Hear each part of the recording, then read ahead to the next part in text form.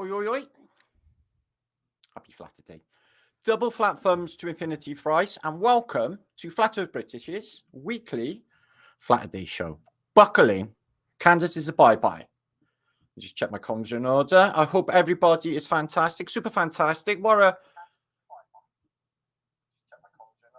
absolutely fantastic. Although my chat feed just fell away. Well, it is absolutely fantastic. I'm super duper excited. We are in business. We are in business. So much juicage is going to go down in Flat Earth British tonight. You're going to wonder what is happening. Just fantastic. The best shares, the best info that I have come across in a while, all here tonight on our Flatter Day show. So there's been a few of you there for a while in the chat feeds, happily chatting away, which I'm quite happy for, and having a join with you, having a giggle, and a bit of interaction before the show is absolutely fantastic. Detective Life MD. I'm a detective. This is what we're doing now, a detective case. I'm going to pick apart history, which is not difficult to do, actually, guys, and the current historical narrative, which they give us, which is literally absurd. They don't explain anything of the past, what happened, where all the people are, where is the fucking past, like it wasn't even there. Because everything is just in your cities, apart from the big Gothic churches, etc. It's only around from 1870s onwards. Everything else is just not really there, which has always been a question with me. So what we're going to talk about in this, guys, as you can see, two separate worlds. Now, we're going to talk about, a map that has come my way, which is fantastic. A couple of maps this week, but one that turned up today, miraculously, which I'm very grateful for. I'm sure we all will be, to Rachel, who sent this map. I'm glad it came this way first. It was a fantastic little share. So I'm happy to share that with you. It'll be exciting. But Flying Men of Hidden Lands. Now, I've come across a book a while ago. I may have shown some images of it, but when inspecting the narrative, by all accounts, this is not an act of fiction.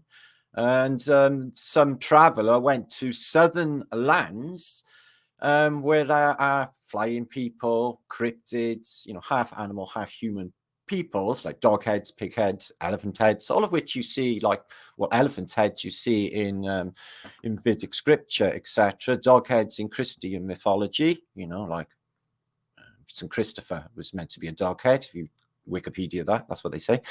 And all of these other creatures. So could we fly? I've been talking about it this week. I've got another book I'm going to share with you, another apparent true story concerning a monk who gained superhuman abilities. I watched a video last night concerning geoengineering of the weather, which in a lot of truthers' mind is no question about it. They actually admit that they're doing this, and we've all seen the NASA weather machines, etc. We all know about HARP. We've all seen the waves in the sky. Let's just ask the question, guys. When was the weather actually ever natural? So the geoengineer of the weather, but according to this narrative, we have limitless abilities, and controlling the weather is just one of them. It only takes one person with this information and this knowledge or this vibrational quality to cause weather, even apocalyptic weather. So they're carrying on with SCC. That's their new one. So let them carry on with that, and we'll pick the shit out of the rest of it while we can. Okay. So there's going to be a lot in this, guys. A lot of very, very juicy stuff. Later on in this post, let me get my stuff. Oh, thank you, whoever that is, Jay. I'm very, very appreciative of that. So I'll give you all a few shouts later. You weren't auditors. You go around auditing their asses. Full spectrum. Hope so. So welcome all to chat. Please make sure to share this out if you can, because YouTube Analytic is basically crushing not only Flat Earth British, but all truther channels. All of the main names, like I've seen Santos Bonacci and another guy just all saying exactly the same as I am. That they are fucking with us and keeping us really down. I can't even find me on my mobile phone. Can't find my own channels. I shared it on 4 channels. It showed up on none, like the Celtic Tartarian channel, Flat Earth British Think Tank channel, and martinliedtke. So we're going to look into this Buddhist monk a bit later on. We're going to do a little bit of a detective work on the humble British post box. books. I'm going to wonder why it's fitted with antiquitech, goes really deep. And was it, before it was a post box, or they were post boxes, were they some sort of technology? We'll have a look into that a little bit later. Also, phone booths. Phone booths seem to play a role, don't they? They just showed up out of nowhere. Or did they? Were they there early on? I've seen some examples of what I thought were phone booths before the phone was actually invented that I've posted in the past. Well, you see a lot of films, including the phone book, like Bill and Ted's Excellent Adventure. They turn a phone booth, into a time machine. Doctor Who, he has a phone booth, and his is also a time machine. The Matrix, Trinity jumps into the Matrix using what? A phone booth before the lorry splatters it. Superman, what does he use to get into his budgie smugglers? That's right, a phone booth.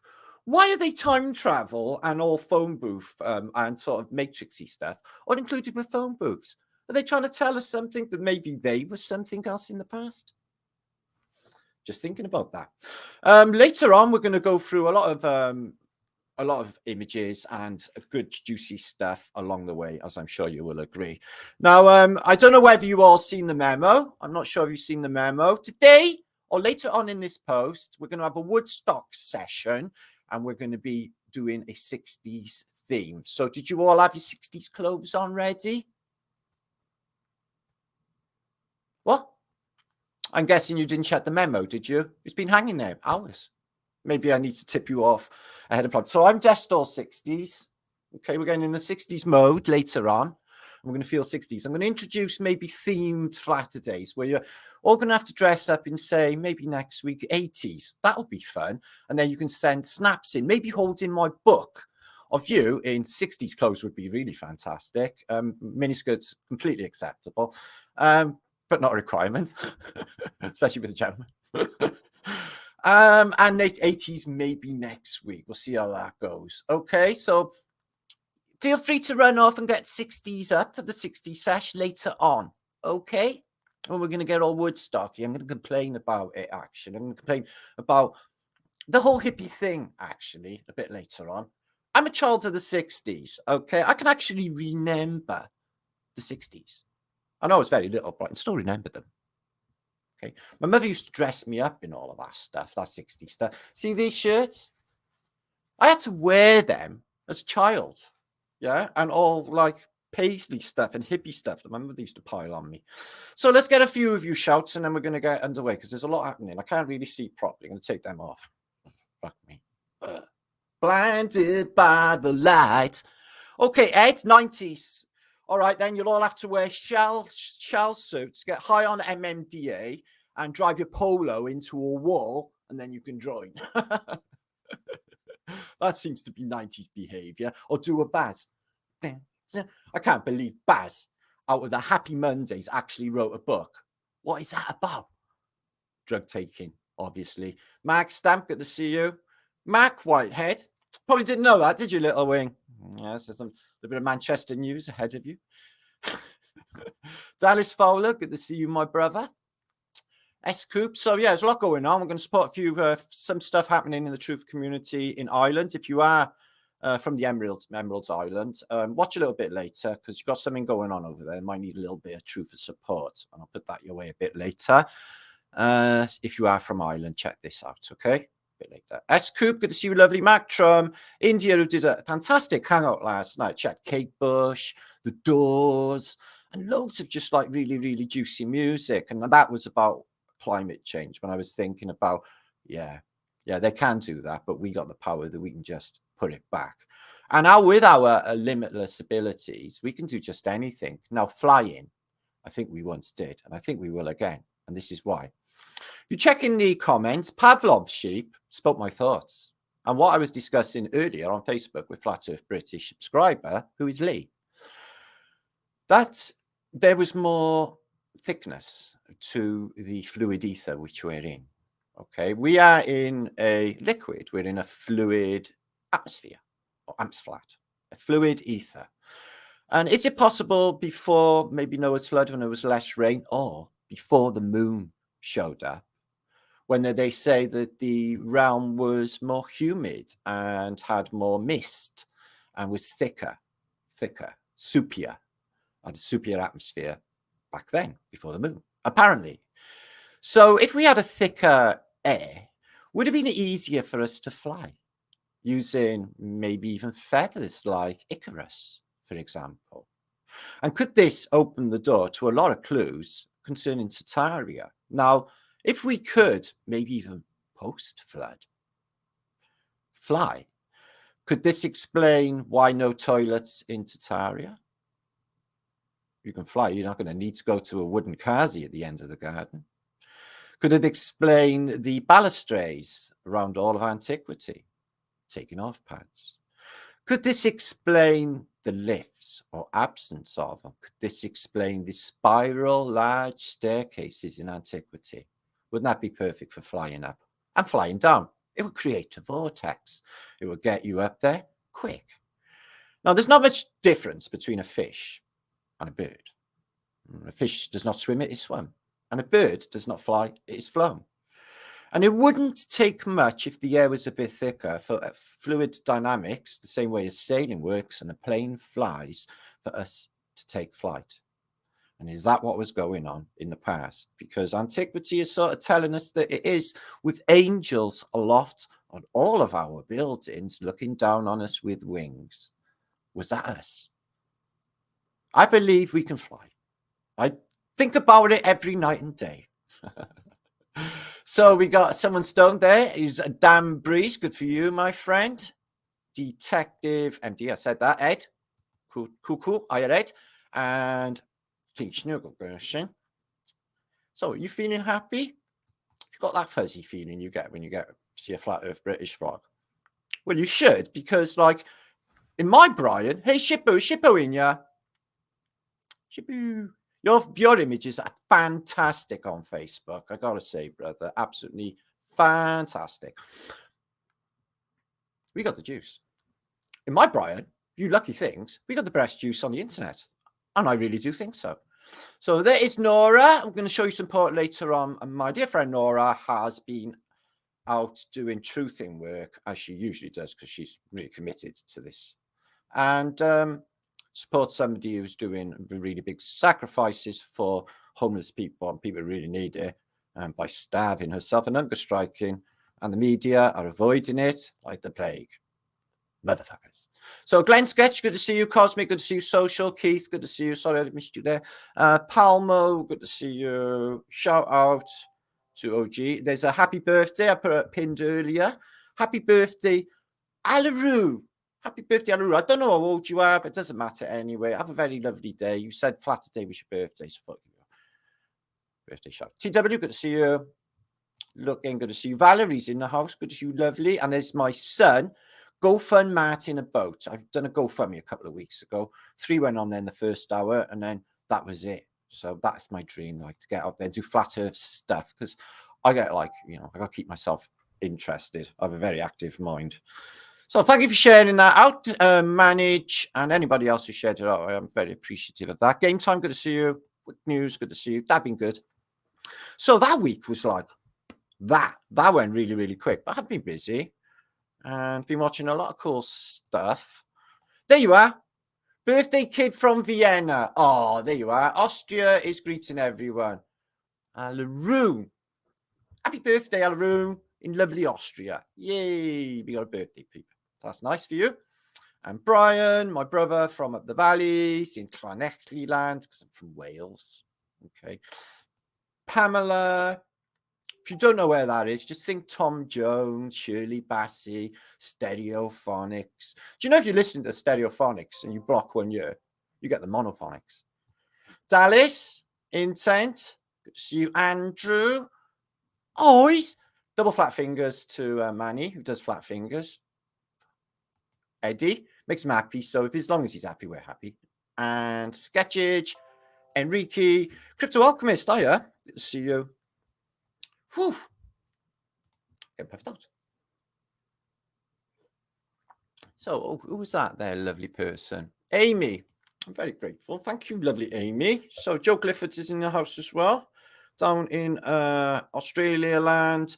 And we just heard that it's actually snowing in St. Louis. Take me to St. Louis. It's snowing. It's been mild here, really spookily mild for a November, like warm sunshine in November. And you know, when you like at a time of year and remember, you know, it makes you think of another time of year, like when you were young, playing out the street and stuff. This weather doesn't trigger any memories of any time in the past that I've ever had. It's like I've got nothing to akin it to. It's just like completely new. This is like getting on for Christmas, and it's like warm. I have no heating on. It says humid on my computer. It's like, what? And, you know, I've been around a little while, and that's never happened before. But we never got 41 degrees in my life in Britain before either. Hi, Starcatcher. Hi, Romany Bear, my brother. Good to see you.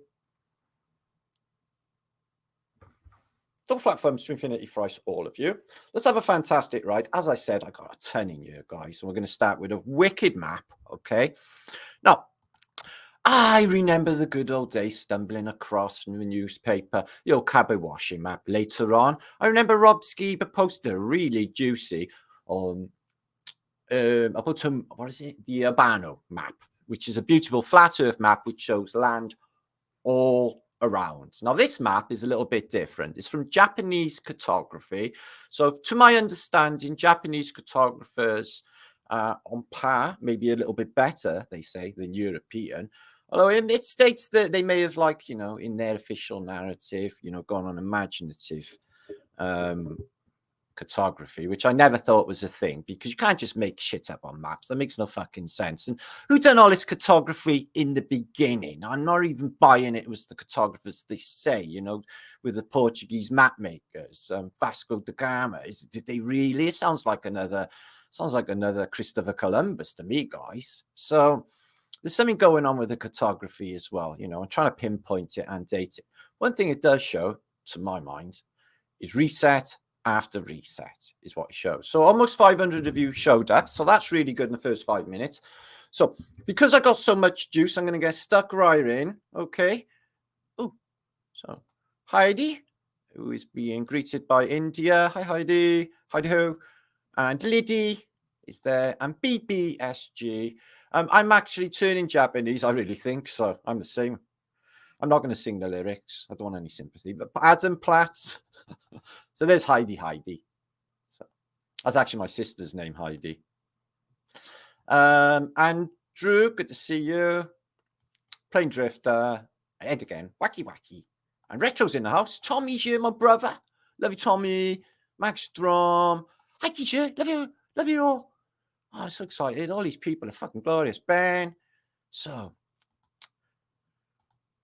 I think these limitless abilities will be tapped into. Now, like I said, there's a separation with humanity, guys. There's a separation with us.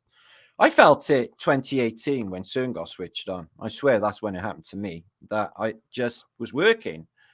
And I was waiting for it to be switched on. I was checking like the Belgian, the French time on my watch, so that I knew when it went on an hour later. And as I came through them gates, I've told a few people this, I had the weirdest, eeriest feeling that I was in somewhere else completely different and everyone else was in somewhere else, in a separate world. They're there, they're in this world, but they're all on a really weird fucking vibration, not like they're not.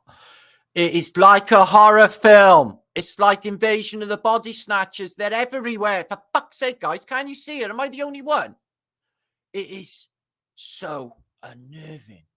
And of course, they just had that weird shit that went on, didn't they? And they've all had this like Joe juice, and they got really addicted to that, didn't they? Fucking nuts on that, didn't they? And tested. This is all just coming out about now. Didn't at the time, though. But you couldn't go and complain because it got like a legal statute where you can't actually sue them. They got out of that before it actually got dished out, didn't it? Anyway, so as not to go on about Novid. They are fuckos. They are fuckos. So yeah, I've got imposter. We're going to watch for that a bit later. Moderators. Lee told me earlier that somebody done like a dating site thing in his comments, and he got like a copyright. So if any like fucking date or porny things turn up in my chat feed, can you annihilate them at the earliest opportunity? That would be very, very good. So I don't get like copyrighted or whatever, struck off. So I was wondering, because of the shortness of historical past for our eyes to witness, I was wondering if we would be forgotten. what I'm trying to say is, what do we know of 200 years ago, 1800? We know nothing. Much love to David Mantle in chat, Trinity, my brother. What do we know of 200 years ago? Very little. If you go further back, the 18th century, they got nothing. It's just like if they get a Chippendale, they got a stiffy. It's like, what the fuck? It's like, what? Nothing managed to survive 250 years. Why? What happened? And then you get the 1800s coming up to the New Madrid, what you think is coming up to a major reset time, the New Madrid fault line event, biggest in American history earthquake, as I'm sure you know. So what I was wondering is, what will they know of us in 200 years? Will they know anything of this struggle, this war, the spiritual war that has been raging on the internet for truth and justice and equality and all of the rest of the things that we sought after in this weird, fucked up place full of bossy, crazy people who think they can tell you what the fuck to do with no moral fiber whatsoever? Buckos. Do you know what I mean, though, guys? And we got to just put up with that. Well, I'm not. And I'll tell you what else I've considered as well. And I will do it because that's the type of person I am. Because I will test the limits of what is possible in this realm. And I will bring it out to everyone on YouTube. And let's see how they like that. Because it can be done. And I will show you.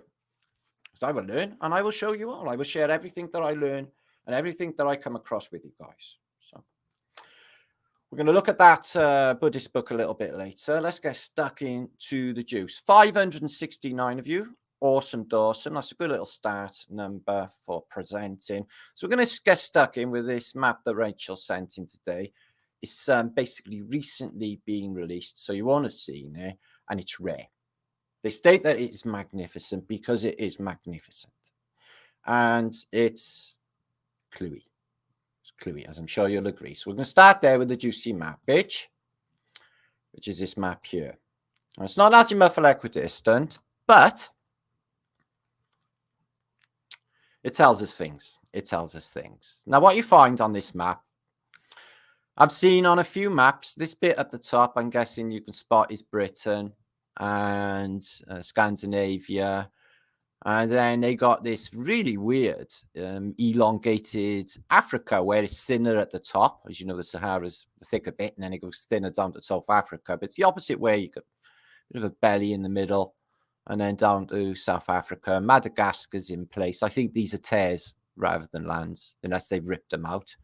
Really interesting gold leaf surround on this map as well.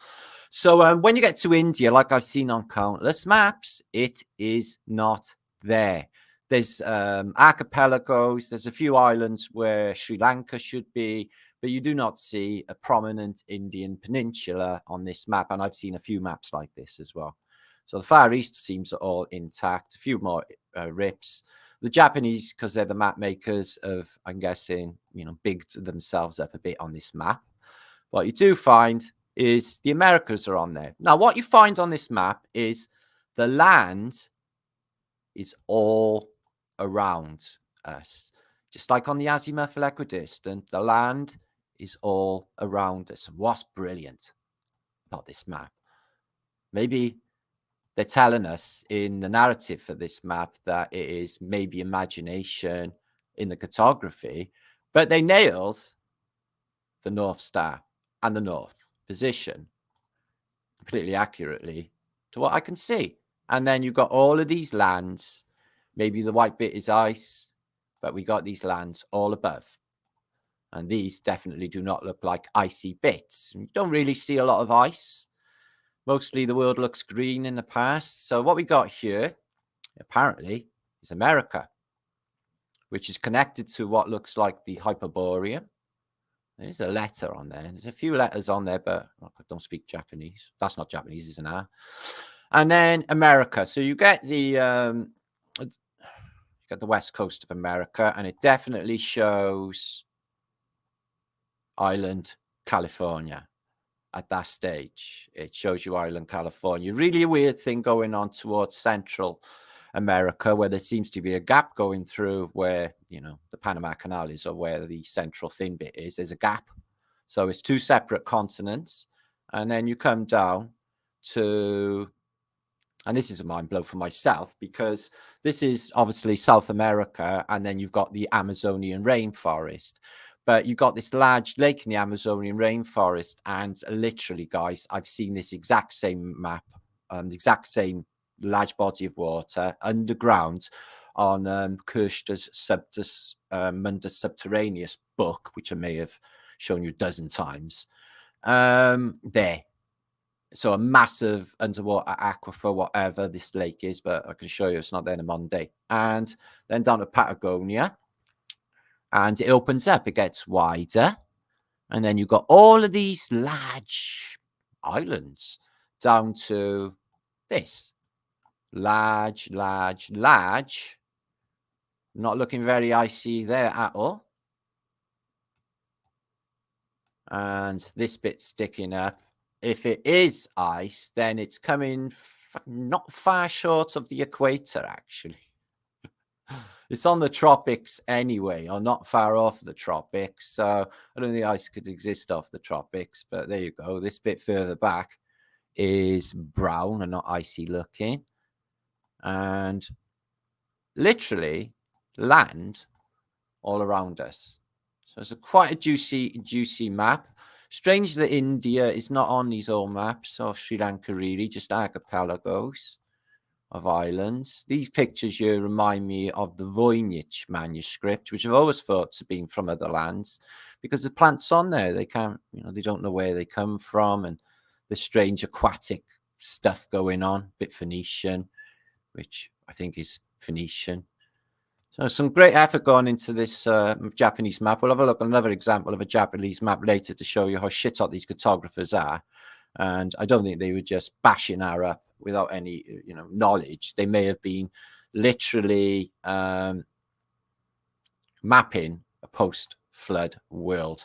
It got re-released and printed really weirdly, even in the narrative for this book, really weirdly, in Osaka in 1809. It says 1800 there, but it was 1809 in Osaka. It was reprinted, but again, like what you get with the Pierre Rees maps, it was from an earlier source, from a Neo-Confucian scholar and map maker, apparently, who lived around 1600. Well, that's when that period was, 1600. That's quite a large corridor of time right there. But reprinted in 1809, which is a really late date. And then it goes missing. It goes missing, this map, until now. And it's just come back out. Okay. It gives you, like, they do sort of state at the top that it is, the rare monumental manuscript, or wall map, compiled during the isolationism of the Edo period, of this period. You're depicting the world that is more imagined than observed. Well, I don't think that's the case, because it goes on to state about, the quality of Japanese cartography, and I've got other maps from the same period showing similar from Japanese sources also, and they are shit cartographers. So everything you see in this, I will be linking up below the show, including this juicy map that has just come to light, which I'm very, very happy with. It is really, really telling. Lands all about. And I've not seen anyone like this before, and not with this North Star, which is very, very juicy, I think, and all these lands all about. So this one came coincidentally, another sync, maybe 4 days ago. Lee, Flat Earth British. Martin, take a butchers of this. What we find when we study maps, remember I'm Mappy Martin, is I find an unbelievable amount of upside down maps. Now, north and south are actually just like words to explain something, aren't they? Maybe it was switched at some time, and maybe, they think that the north was the south and the south was the north, or something like that. Because all the juice anyway seems to be in the north on these maps. But look at these buildings. It's all of this crazy stuff going on. What I found interesting, we'll have a little deeper look at it now in a minute, is the Tartarian writing here with some readable, almost readable English, Latin there. Okay. So Tartaria. And they got some unbelievable buildings in Tartaria. Check them out. Okay. And this is the Tartarian-Russian border. So yeah, it's all upside down. What I find fascinating, you still get the 4 angels on this map, which is basically a circle in each corner, if you like. Okay. But in this corner, I find it interesting that they show where the north of Scandinavia is, and Europe here, is a path. Past the water, and you get to a path. And then when you get to the path, then you come in, and there's some sort of enclosure, which they got us where Adam and Eve are in heaven. Maybe heaven's not as far as we think, and maybe, these winged beings in this place, which we're going to talk about now, because maybe the air is thicker there. Maybe they just don't need that much. Maybe that is the thing. And they're lighter because we're light beings, and they're lighter because they're all dense through badness and stuff. And they, vibrate at a high resonance, and then they're light beings. And this is the case. And I think that would make you lighter anyway. This is the case with a lot of martial arts. They imagine themselves to be incredibly light, and they just spring about like they're like made of paper. It's all his mind in this place, and they just hijacked consciousness and just give us a completely fake bullshit narrative of what reality is. You're on a spinning watery ball, spinning through a vacuum of space into fuck allness forever and ever. Is there any future for humanity? No future for you at all. We're going to have to leave because it's chemically fucking polluted, and we're going to have to go and live on Mars. Really? Yeah. Well, that seems a pretty poor existence for everyone here, doesn't it? Yeah, well, we're like that, aren't we? Because they're fucking evil, and they want you to think this, and they think you're not important, and they want you to think you're on a blue spinning marble in space, which is just, it's really weird and nutty to actually think these things without any evidence whatsoever, except for CGI, which they tell you. In this case, on this map, there's India, and it's an island, and I've seen this countless times, these archipelagos. India has not yet connected with the Asian continent, but that's even in the tectonic movement scenario. They say that Australia and India were thrust northward really quickly. India smashed into the Asian subcontinent, causing and pushing up the Himalayas that we see today, is the narrative. Well, maybe elements of truth that India connected, because it's not there, and this is in the not that long ago. Look at the world. Massive palaces and massive towers. It's all like Game of Thrones. And this looks like the map on the beginning of Game of Thrones, or one of those. Not that I watch it. I watched series 1. As soon as Sean Bean got killed, that was it for me. Fuck that. I'm not going on with it. And you can't just persevere for dragon tits. That would be ridiculous. So, and I didn't like it anyway. To them. So I'll share this map with you. It's going to take some scrutiny to, pick it apart, but it is an upside down map, and a lot of the juice is in Africa as well, which is over by here. Tartaria, this is all Asia. Let me get mag out. So all this bit is Asia, Europe.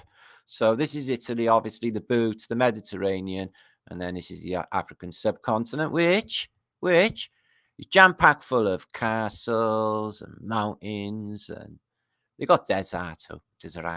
Not a lot of it, though. I think the desert is ever encroaching, and it's a mystery to them even. They don't know how and when it arrived, but I do. I think it was a plasma event. I think it was a fascist war and fascist weapons, which turned the deserts that you see into dust, because that's what they are. The Sahara is made of dust. That's why I have dust storms, guys. So I'll share that map with you a bit later. We're going to have to whiz through. So that one there is from 1450. It's an upside down map, Venetian, and I find it really intriguing about this bit here, this path. Yeah, it's sort of in the Hyperborean. There's a little bridge as well. Does that say Fredo? What? Fredo?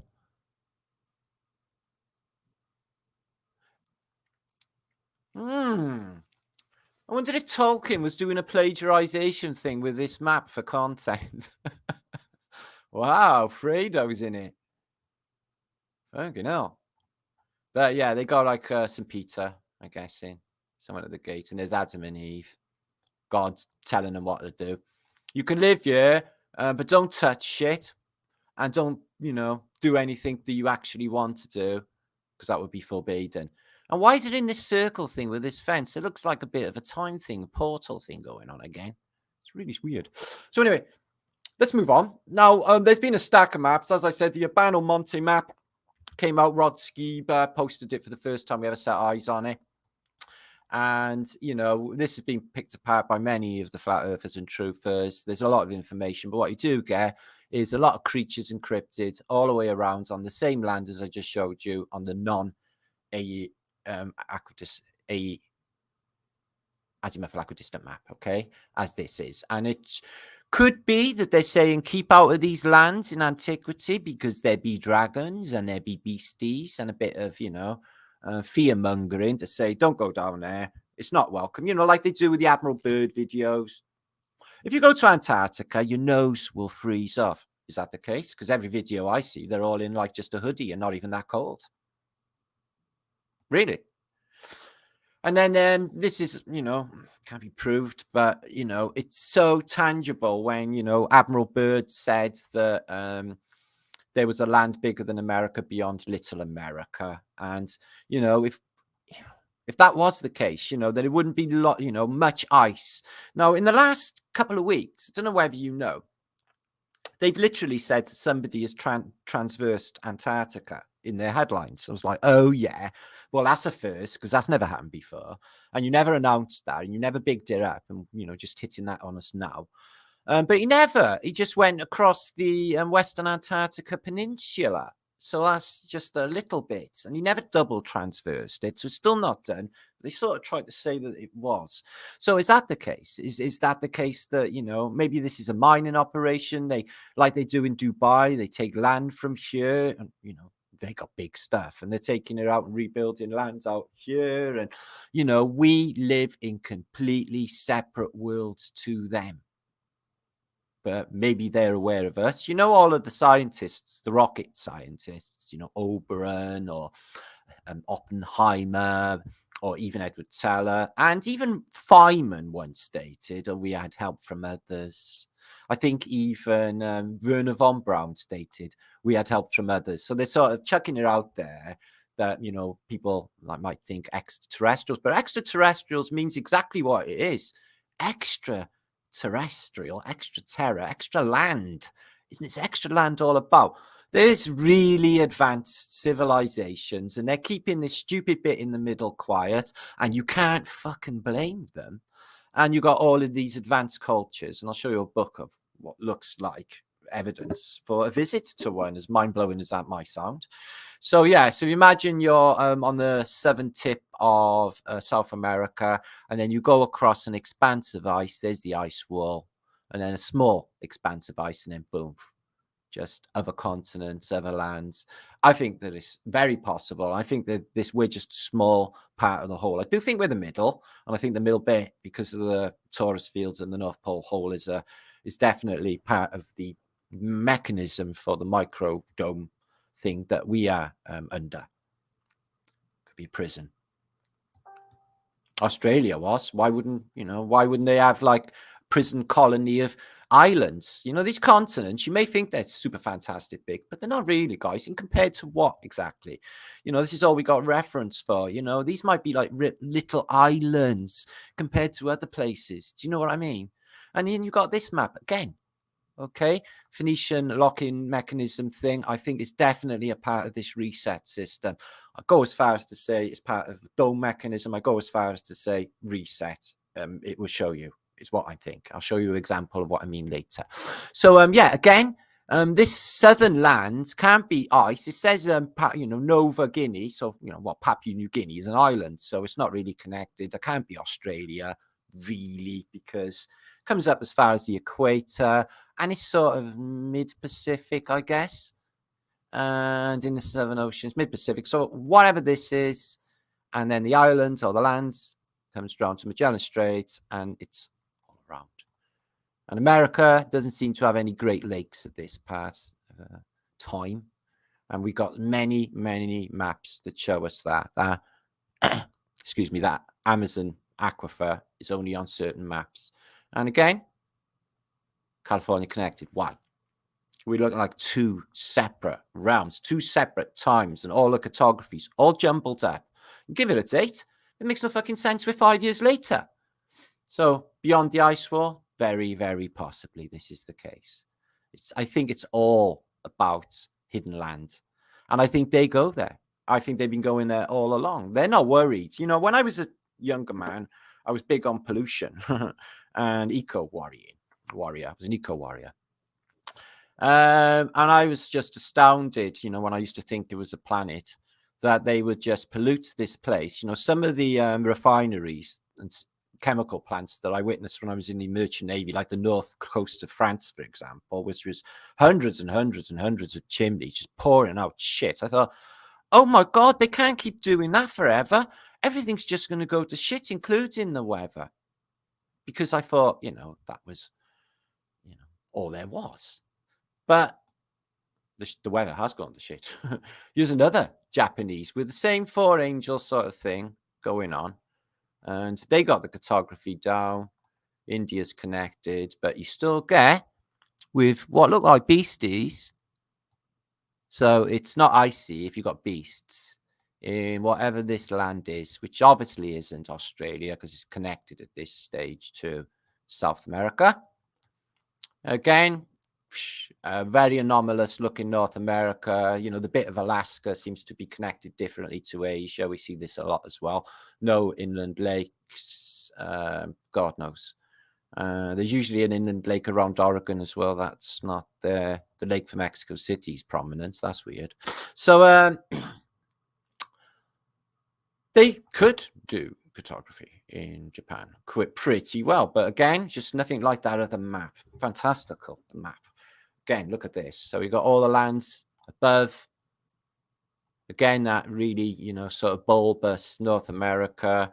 Weirdly angled Central America to the angle of South America. Some people say that's a Mandela effect too. And all of this. Terra Australia's incognito because they don't know what's there. Well, apparently the Japanese were managing to map the coast of Antarctica in the far off past. Yeah, the Japanese. How did they manage that exactly?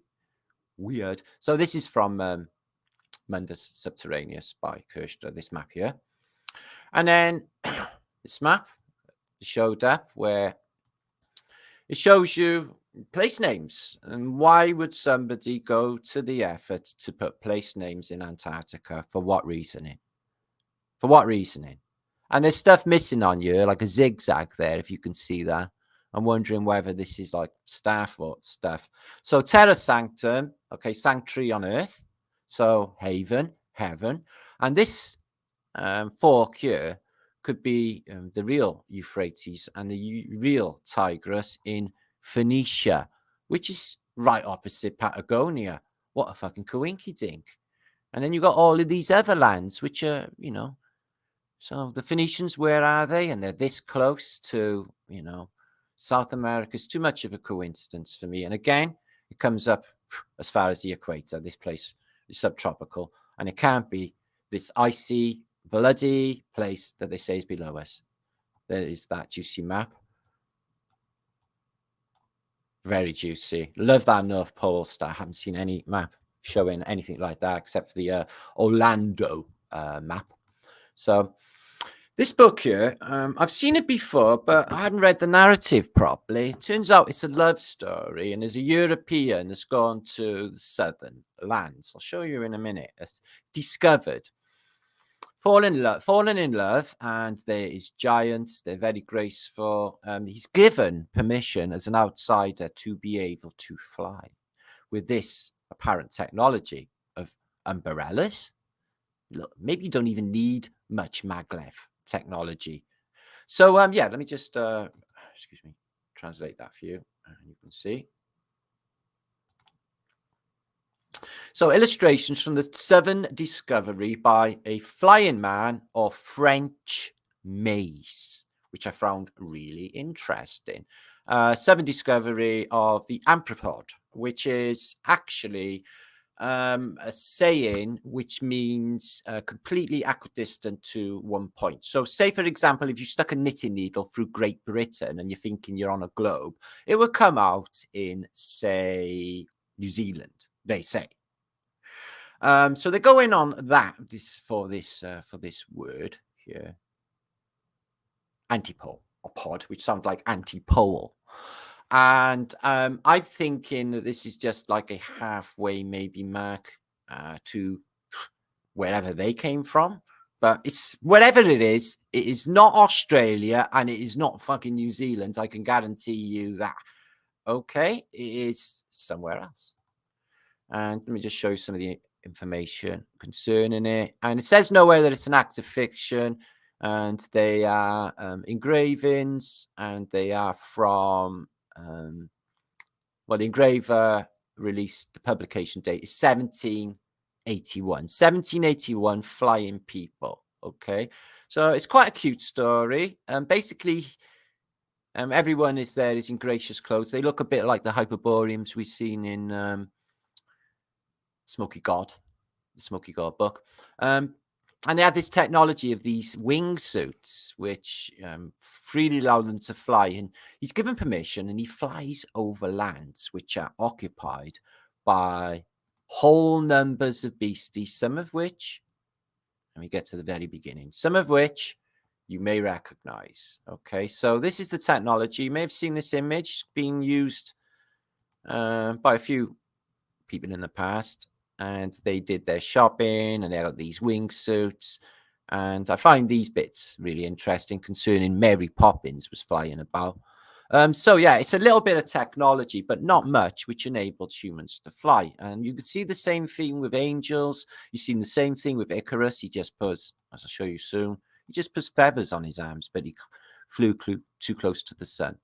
So less harms. So you get people, but look, they just flew around, and I flew last night.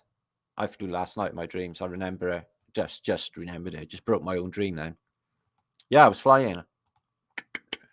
I was more floating, and I wasn't even going quick. It was round. There was like just a crowd of people, and I was just like floating through all of the people, like if I was in water. That's because I've been thinking about this. That's why. So yeah, glorious giantage in this place. And this is the lady. She's being basically prepared. They got a timepiece and prepared for her wedding. There's a lot of love in this story, and look at them. I wonder where they picked up their fashion sense. So yeah, southern lands, and they look like this. The discovery, and basically in the story as well. I'll give you a link for it. I'll give you the book. But I'll give you the English transcription. They travel back there later in time as well. It's like an ongoing saga with these people. But have you seen this boat on the head thing going on? Well, she's a giant. Think of Time Bandits when you got the troll with a boat on his head. Is this what's happening? Are they just bringing boats in and just like on their heads? Are they under them? Well, that's what they show you on Time Bandits. And Time Bandits, let's be honest, guys, it gives you a fuck ton of clues in Time Bandits. So I'm not sure what this orb thing is, and he's broke it apart, but something ceremonial, but they are wonderfully gracious. And they are. There she is, Victorine. A bit like Victoria, Victorine. And she's getting married there to this noble gentleman. And he's in love, but he's a lot smaller than the Queen. Or Vic. I'm guessing she's not the Queen. She's just got a name like Victoria. So here they are. They had permission of the king. You can take to flight and fly over these archipelagos and these islands and these lands, which it does explain, but geographically anomalous. As I will give you the link. So they have humanoids. Is this where we first came from? Is it like anyone seeing the island of Dr. Moreau? Well, it's all like cryptids on this island, guys, and it's just exactly like this. So you get the hairy man.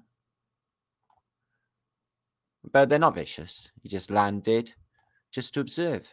But they're half sort of ape, half humanoid. So they're ape men. You get horse lady who is part horse, maybe. You get, and they're just dropping them in some steak or some food. So they're feeding them. It's a bit like a preserve. This place just, if this was a movie, this would be a brilliant movie. It is. It's like a reserve. And then maybe they just bring them into this center bit. So we have,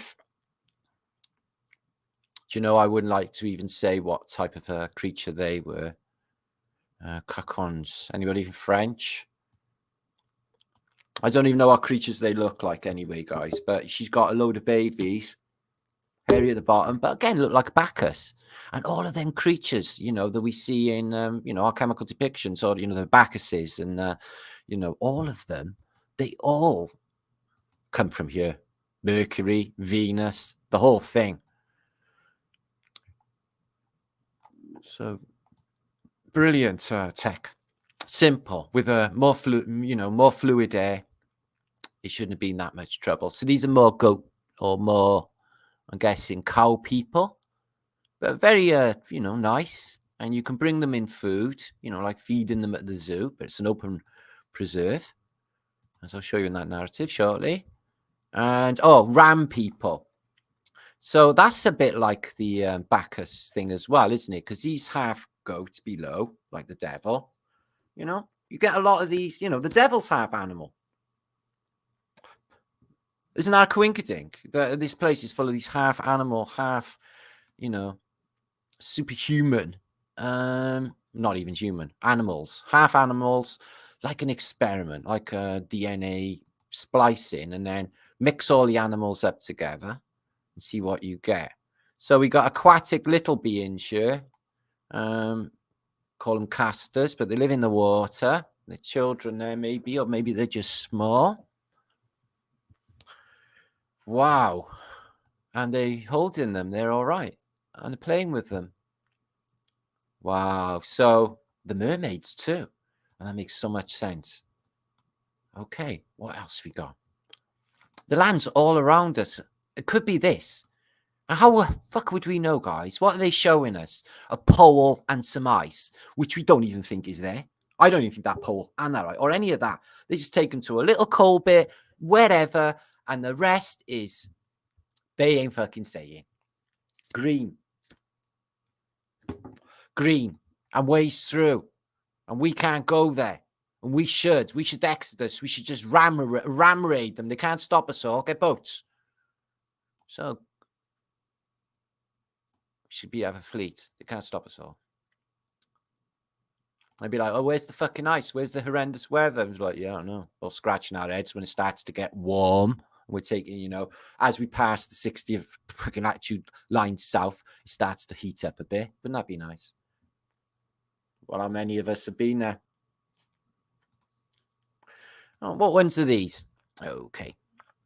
So what will they know of us in 200 years, guys? Are they going to cover up all of what we achieved? I don't think so, see. I think they will talk about history, that there was a great revolution, but it wasn't a revolution. It was an uprising of all the good people of Earth that said no more and just fought and overturned the demonic state, and all of it, the whole hell that they put everyone through was over. There was no more hunger and starvation. Everyone was smiling and everyone was right. And that's the historical narrative that they will be reading about in 200 fucking years. So check this out. He's a bit horny. So he's a bit of a kangaroo. He's a horse. He's a horny horse. Just a bit like Bacchus as well, isn't it? Or, it's, you know, the horned one. Or horny for women. And he's giving her a little squeeze of the titty there. He's got, whoa. That's disgusting. And they're watching behind the hedge. It's a little bit more disgusting. It's like, what were you doing? I was watching a horse grabbing a woman's boob behind the bush. Really? What are these people? Are these frog people? These are frog people. Okay. Frog people. And they do look frog people-y as well. Wow. Don't get too close to them. Ribbit. But we know they're real because of Kermit. Wow. Is that the first time you've ever seen a frogman in your life? No, I've seen one. I've seen a frogman. They dive all the time, don't they? Okay, let's have a look at this one. So what else did they see on their journeys? The serpent beings, which are half people, I guess, half serpent. They looked a bit more feisty. The serpents, they get bad press, really, don't they? They tempted Eve and that, but really they're intelligent, wonderful, sensitive creatures, aren't they? Except when they give you a fatal bite, But that's not necessary. I had a constrictor in a reptile house, right? Put a yellow one, and he put it on me, and it was like it just went tighter, and then it went tighter, and then it started to fucking hurt, and I'm like, guy, get it off me. It's like, why is it hurting? I was like, get it off me. And I started to get panicky. And when I got panicky, it got tighter and tighter. And I really thought he was going to break my fucking arm and my neck. And the guy just sort of just pulled him off me. And I tell you what, I'd give him some fucking effort. So Ganeshas, you see these half elephants, humanoid beings. Oh, look, they got little cute elephant human babies too. So maybe that's why you see them in the Bhagavad Gita and the Ganesh and the elephants, because they're from there. And you can see these as well. I've seen a hairy Mary Magdalene in Renaissance art. I've even seen a hairy Mary. I mean, Mary, the one who was knocking off Jesus, Mary. And they pulling a bunny in half. These are cat people, aren't they? So they got cat people. I don't like the look of what's going on in the background. And these are hairy people. She looks all right. And look, you look really nice. They shake hands. They do all civilized stuff. Wouldn't that be wonderful? What a bloody journey. Where did you go today, Matt? Oh, I flew over hidden lands and I seen, well, I can't put it into words, really. I'll do some pictures to show you. You never seen this shit, did you, man? These ones are also in flight and they look a bit crazy. I don't even know what to say they are. Maybe half Zizig Sputnik bird. Difficult to say. Very interesting to go and visit them, though. They're a bit birdy and a bit flighty. Okay, some people look like birds. Some old ladies turn into crows. They go when they talk. I've heard. It's like, that's weird. So these look a bit nice. Let's have a look. They got some wicked headdresses on. They look like tech. So I reckon all this would definitely work. These studs and that is all part of the tech. It's got to be maglev. You don't need much of a push. These will just sail you through the ether because it's a thicker air. So, yeah, they're quite big, them giants. They get bigger than that, though, I've noticed in this book. So, excuse me. And the finale is this. She's all happy. She's getting painted, and everyone looks like 1700s, even though they're in another world. There's pictures with nuddy women on the wall with jugs out and stuff. I don't know if that means anything. Glach. So they're all holding papers. Don't know what the narrative is for that. Honest for you. So yeah, absolutely fantastic. This will be shared in the descriptions box. A session with an amateur. Okay. I'll show the narrative of that, but you can find out about the narrative here. Okay, to Christine Islands, which is not on any map, and it's apparently geographically in the amphipods, which sounds like antipodes to me, which is two dramatically opposing points.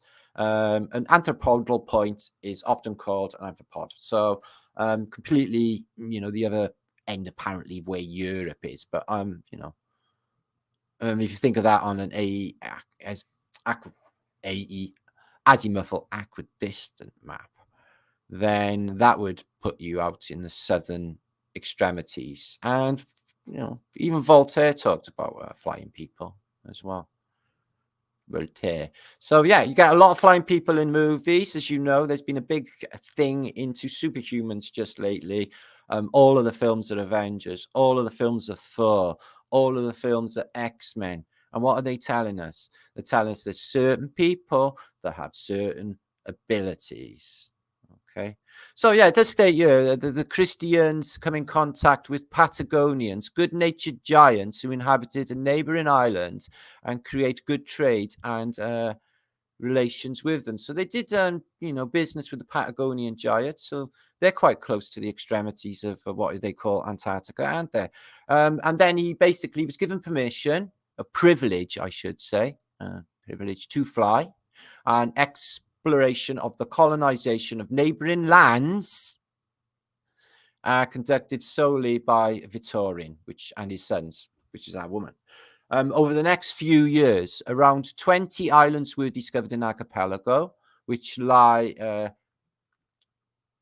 Christine was part. And the islands have fantastical tribes of hybrid beings, half human, half animal, half ape man, half bear man. All right, that's what it's. Dog men, pig men, bull men, sheep men, beaver men. Do they have beaver women? Of course they do. Goat men, horse men, donkey men. That'd be good news to some women. Frog men, snake men, elephant men, lion men, tiger men, bird men, and oyster men. Well, I wonder what they look like. But that's fucking freaky. And the islands were spread across an empire over the southern hemisphere. Okay, and they're not there now, are they? Okay, so that's the story. It states nowhere that it actually goes into, like, as I said, a bit like the Smoky God, basically a saga. So they're not saying that it is an act of fiction, but they are saying that it's a utopic novel. And I think this place was there, and I think that this geezer wrote about it. And this is the book here. And from the date, it's in French, but as I said, I'll link all of this up so you'll have a bit of a gander at the English of what all of that story was about, which is fantastical and very, very provocative of southern lands. And there's loads of narratives concerning, winged things happening. Like they say the stork brings us, don't they? Well, why would they chuck that out there in the first place? Where did that actually turn up from, that saying? No Batman, Sam. Yeah, yeah, that's a good bloody point. Bats are wicked. No Batman. I wonder if that means something. Okay, so you got the stork delivering old geezers. Oh, no, thanks. We don't want one of them, but maybe they dropping them off the other place, like Logan's Run. You ever seen the film Soylent Green? That's set in 2022, and they're all on strange meat there. Bit like Everybody's on now, only they're thinking they're having like a proper burger and stuff. No, there's human DNA in there. You're all going to have nosebleeds and shit because you're actually cannibals if you're digging into that shit. No, I mean it. So yeah, this run was different, and it fluctuates EM activity, thunderstorms, etc. After compression of atmosphere through rising of floodwaters and maybe dropping of the dome, and then you got this like interaction with the fluid ether that we have power and abilities over with our clear vision, imagination, and manifestation abilities, which are so very real, and they create the world we live in. The world that we live in has been created by us, but via their hijacking of consciousness. So therefore, the paradigm we live in is not like it should be. There will be an unveiling. This place is scintillating. You'll be able to walk past antiquitech buildings, and they will scintillate and sparkle and glisten with bright orange sparkles that will crackle and will feel like a psychedelic experience because the whole realm is like that. There's a mind experiment you can do, and you can just sort of relax, get into a theta state in your own mind, and you can imagine you're sitting in a chair. And opposite you is a patio doors, 2 doors, and they are curtained. But when you get up out of that chair and you open them doors and you walk out, what do you see? And what I saw when I did that thought experiment, I opened those doors into the Celestine prophecy. I mean, the colors. I mean, in my mind, I was like, oh my God, what's happening? I literally had to recall at that time, what is happening? What am I seeing?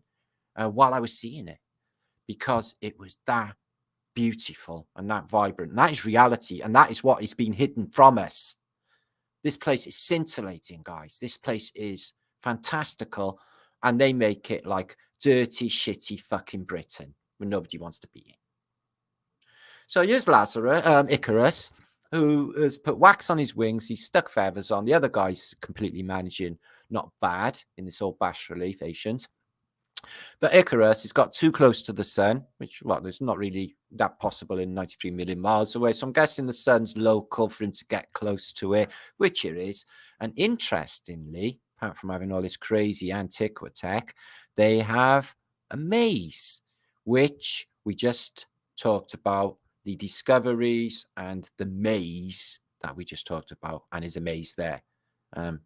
Is this Antarctica? And that tower? And that tower and the lighthouses, and they seem to, even in the Renaissance pictures, have a similar background for the story of Icarus. It's a really, really weird thing. Look, men flying. So, and I don't know if you should go flying naked. Maybe right for women, but what about men on a particularly dangly day? Well, I'm just saying, you'd be all flopping about, wouldn't you, in the wind? Yeah, that could be just ugly. That could be messy. That could be messy. Just saying. Women, well, you probably just got to worry about a few, especially with ladies with bladder jugs, bit of flopping about, but that'd be okay.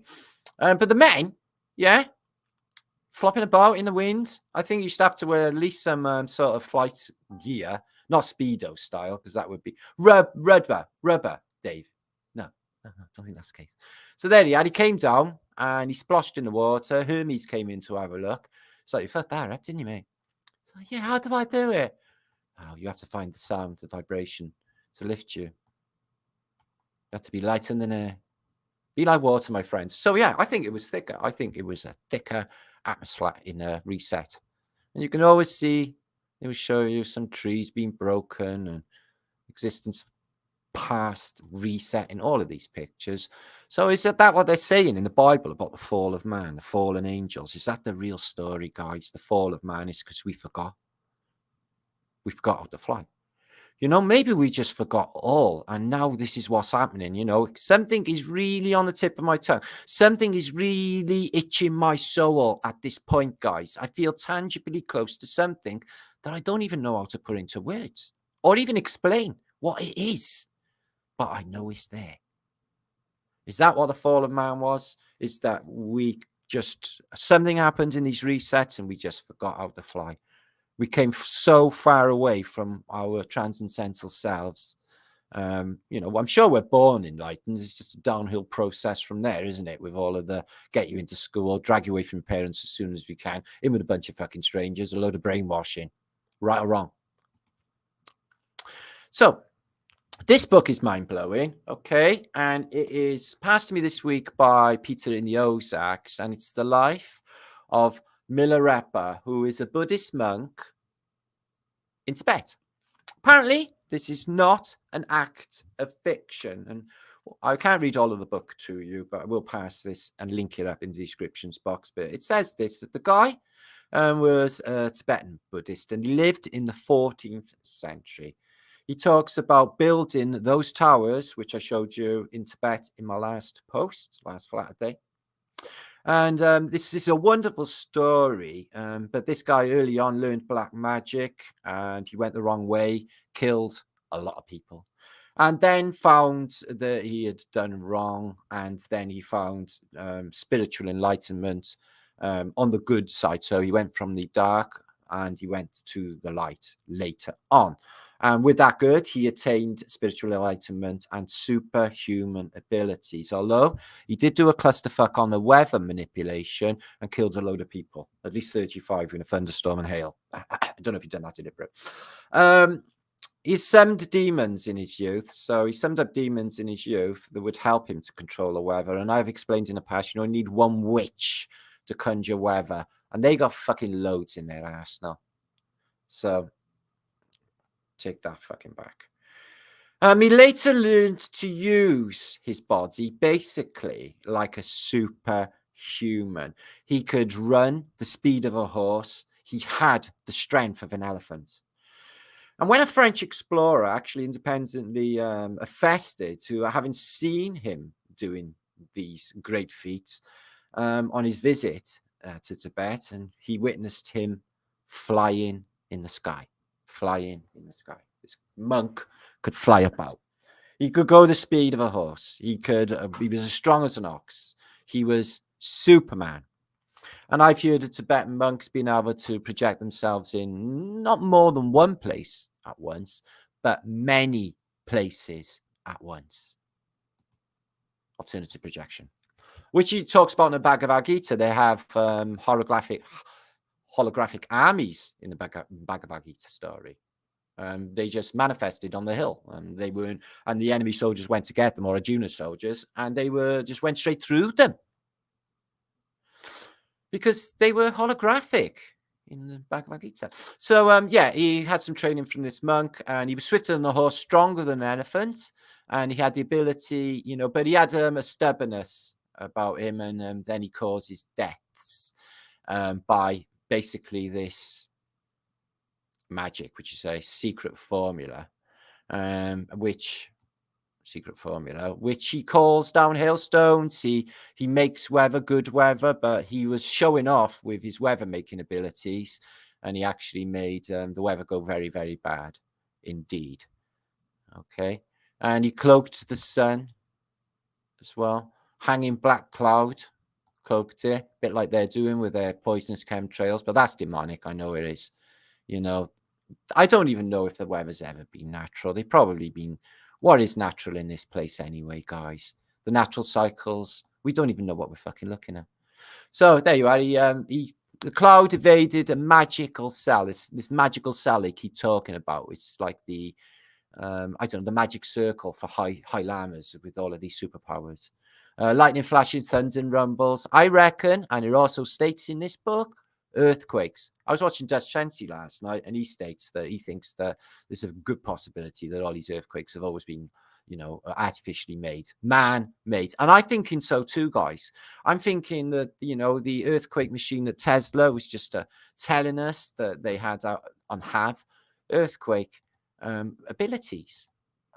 And I find it fascinating. Our book's got mermaids. We talk about them all along, okay, in this narrative. And why they got so much effort in a lot of narratives to know exactly what these mermaids look like. They're half human, half fish, and they even know the different species, class, and genus of siren. Apparently, the Western siren is not as violent and unwelcoming as the Eastern siren, like the Chinese siren. And the Rosicrucianist order had a high interest in them as well. Mermaid knowledge. So I was in the Merchant Navy. I definitely think they're real. They seem to know a lot about their physiology, and they seem to know a lot of information about them. It says about, there's differences, the mermaids and the siren. Normal teeth, tail, non-predatory water creature, friendly, naive, colourful, not allowed to talk to sirens, any kind of magic. So that's mermaids. But sirens, they got sharp teeth, tail, predatory water creature, dangerous, insidious, usually green coloured, not allowed to leave deep parts of the sea. So someone's policing them. They use black magic, dark magic. They manipulative singing, so vibration again, sharp girls, and flirty. Okay, so the honey trap age. So there are differences between mermaids. Mermaids seem really lovely. Really, really lovely. No problem with a mermaid. So here's a siren. She'll flirt with you and then probably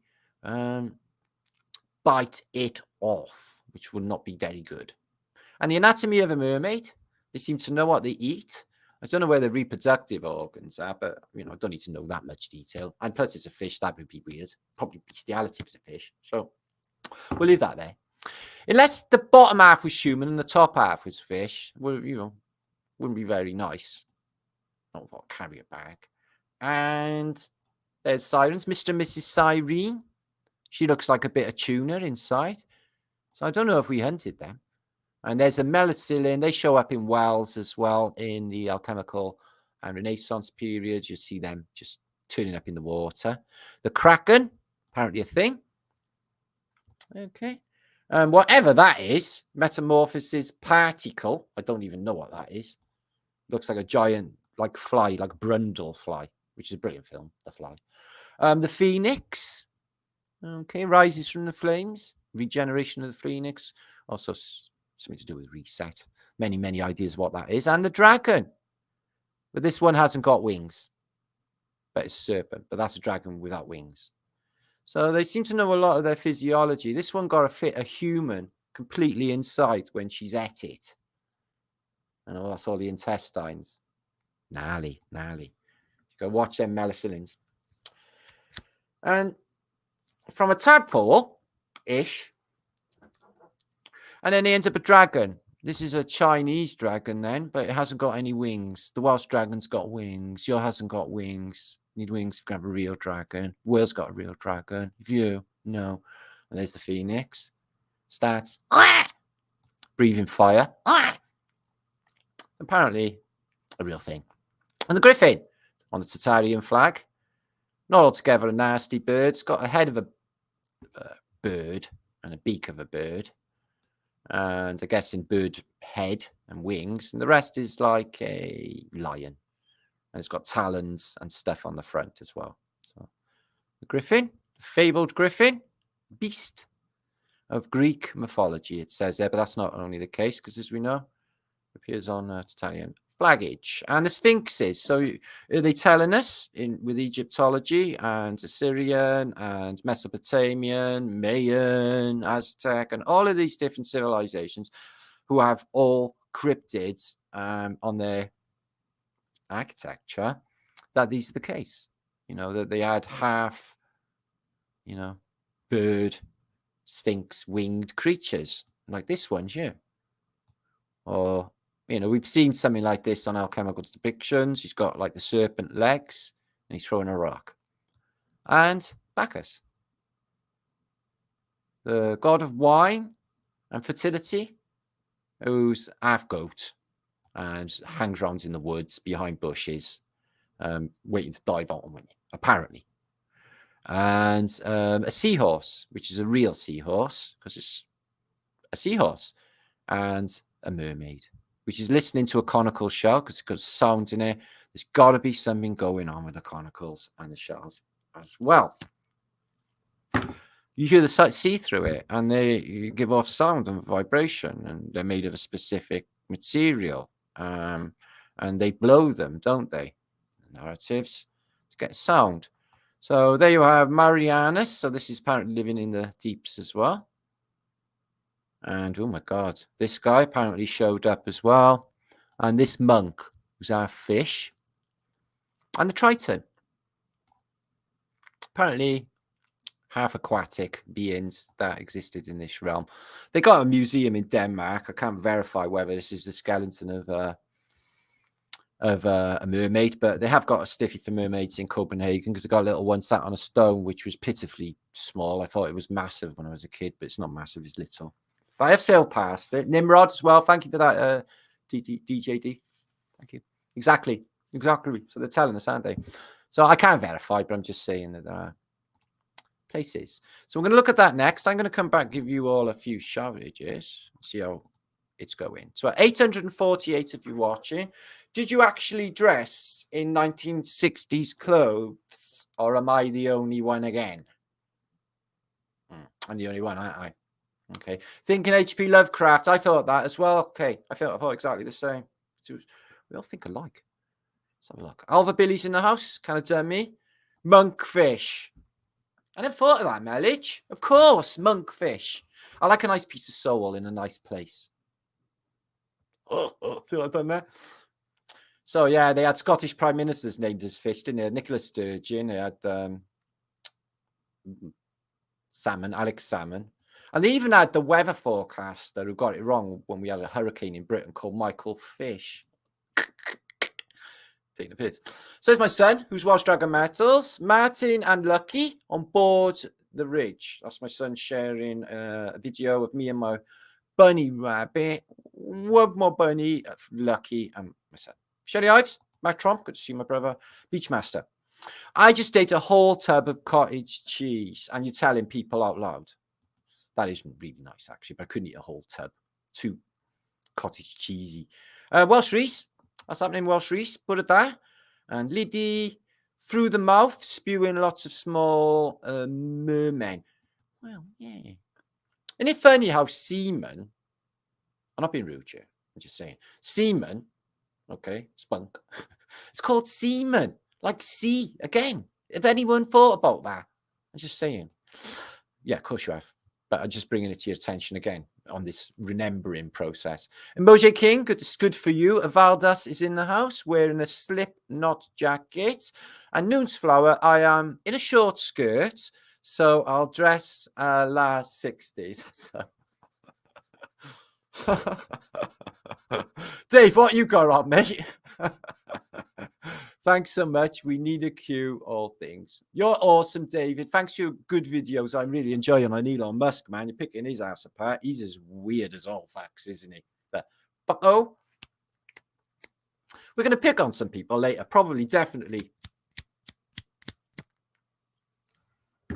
Brian Cockless Cox, because he's one of my favorites to pick on. Gives me a nice, good feeling of well-being. I pick on him. Flavio. Double flat thumbs from Rio de Janeiro. Ooh, there's nice. I'm partly in Rio de Janeiro right now, guys. Cold Steel. Skins and Punks. That'll be next week. Okay, that'll be next week. We're going to do a themed flat day where you can come as a skin or a punk or a dread or whatever you were back in the day in the 80s. Okay. And send me pictures. Don't shave your heads off or anything stupid like that. Well, you can if you want. Send your pictures in. Hold in one of my books. I will publish them on a Flat Day show so loads of people can see. That been good? Determinations, my name, faith, love, empathy's my game. That's a very good thing. Good. I like empaths. They're all too short in this place. Not saying empaths are short, not height-wise, but I mean, there's not many of them. Most people are not give a fuckers, I'm afraid, sadly enough. Aaron Blood, oi oi. And Cheech in the house, Blobfish. With human nose and eyes, Blobfish. Ooh. Raphael, good to see you. So, 830. Could you share this out? Let's see if we can get a load more people in. I'll show you. There's really weird stuff going on with YouTube. They've changed it all and like messed it all up badly. Missy Love, Joe Guilford, Andrew, Jesse's in the house with friends, all hanging out, having an epic flat day. We got a lot to go. I better get stuck in. Okay. Let me have a drink, Cage. I'm on the apple. Oi, Carrie say, Master of Disaster. You talking about me? Yeah, thank you, Harry. Smash that. She said, smash that thumb, Harry said. So please do that. About Harry Krishna. Clone, I was enjoying your comments the other day. It's possible Elon Musk is actually a woman. I think so. I think he's got a suit on or something. That can't be his. He's got a bodysuit on. Yeah. And he is a woman. I'm not being horrible, like, but he's a really ugly woman. Just saying. Ugly bloke, but woman. Fucking hell. Mr. Robert West. He's just one of those actors that, you know, how they think. Pisses me off. They think any of them are clever, but him.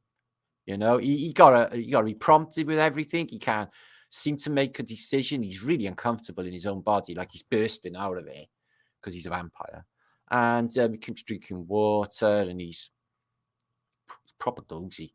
Michael King, Richie, winds me up. I can't even look at him. Dallas, India Dia, Jason, Trin,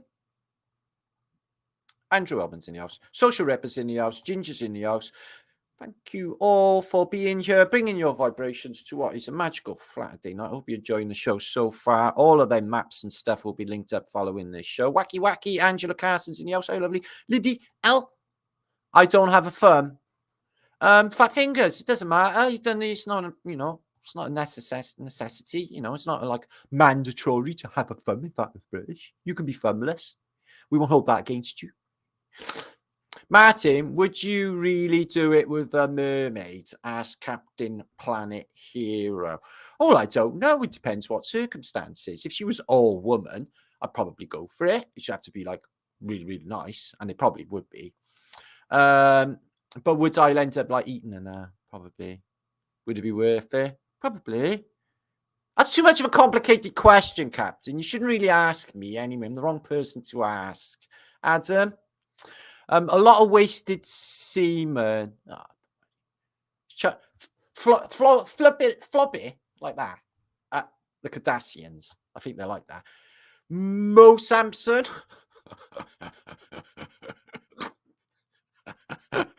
Nicola Sturgeon was a bloke. She was a really ugly bloke as well, Nicola Sturgeon. So was that other woman, Alexandra Salmon. I know. So there, there's my moment of being unkind, but it is to them, and they are fuckos. And I will state openly that they're all fuckos. Okay, you and John should collabo. We have in the past. I have sent him emails, but let's just say things are weird out there that they don't know what's going on. Okay. I can't be bothered either. Concentrate on all of this glorious stuff that we got going on here is more important. Like, I can't put a price on this. I was thinking before I cranked up, it's like, can't put a price on this shit. Look at all the groovy stuff I'm going to be able to do tonight and share with like 800 people. It's like, that's a big gig. If you're all in one room together, that's a proper big gig. Taffy, good to see you. Nicola Sturgeon is still a bloke. Well, we'll see how that goes, mate. See how that goes. Max Headroom, plastic. Oh, I used to like Max Headroom. And Plane Drifter. Okay, Alpha Billy, John Kelly, and all of you gang. Ariel, Cheech. I'm going to get back into the juice, otherwise it's going to be a long one, okay? So, next we are going to look at a version of the Holy Bible from the 1600s. So it's a little bit before the King James Bible, but it's in readable English, and it's a little bit different.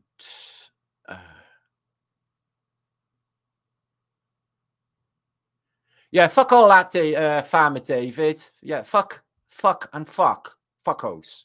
Don't start me off. This is good.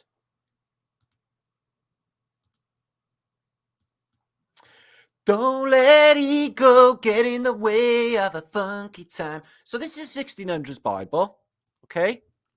And 1638. And it got sent this week in from America.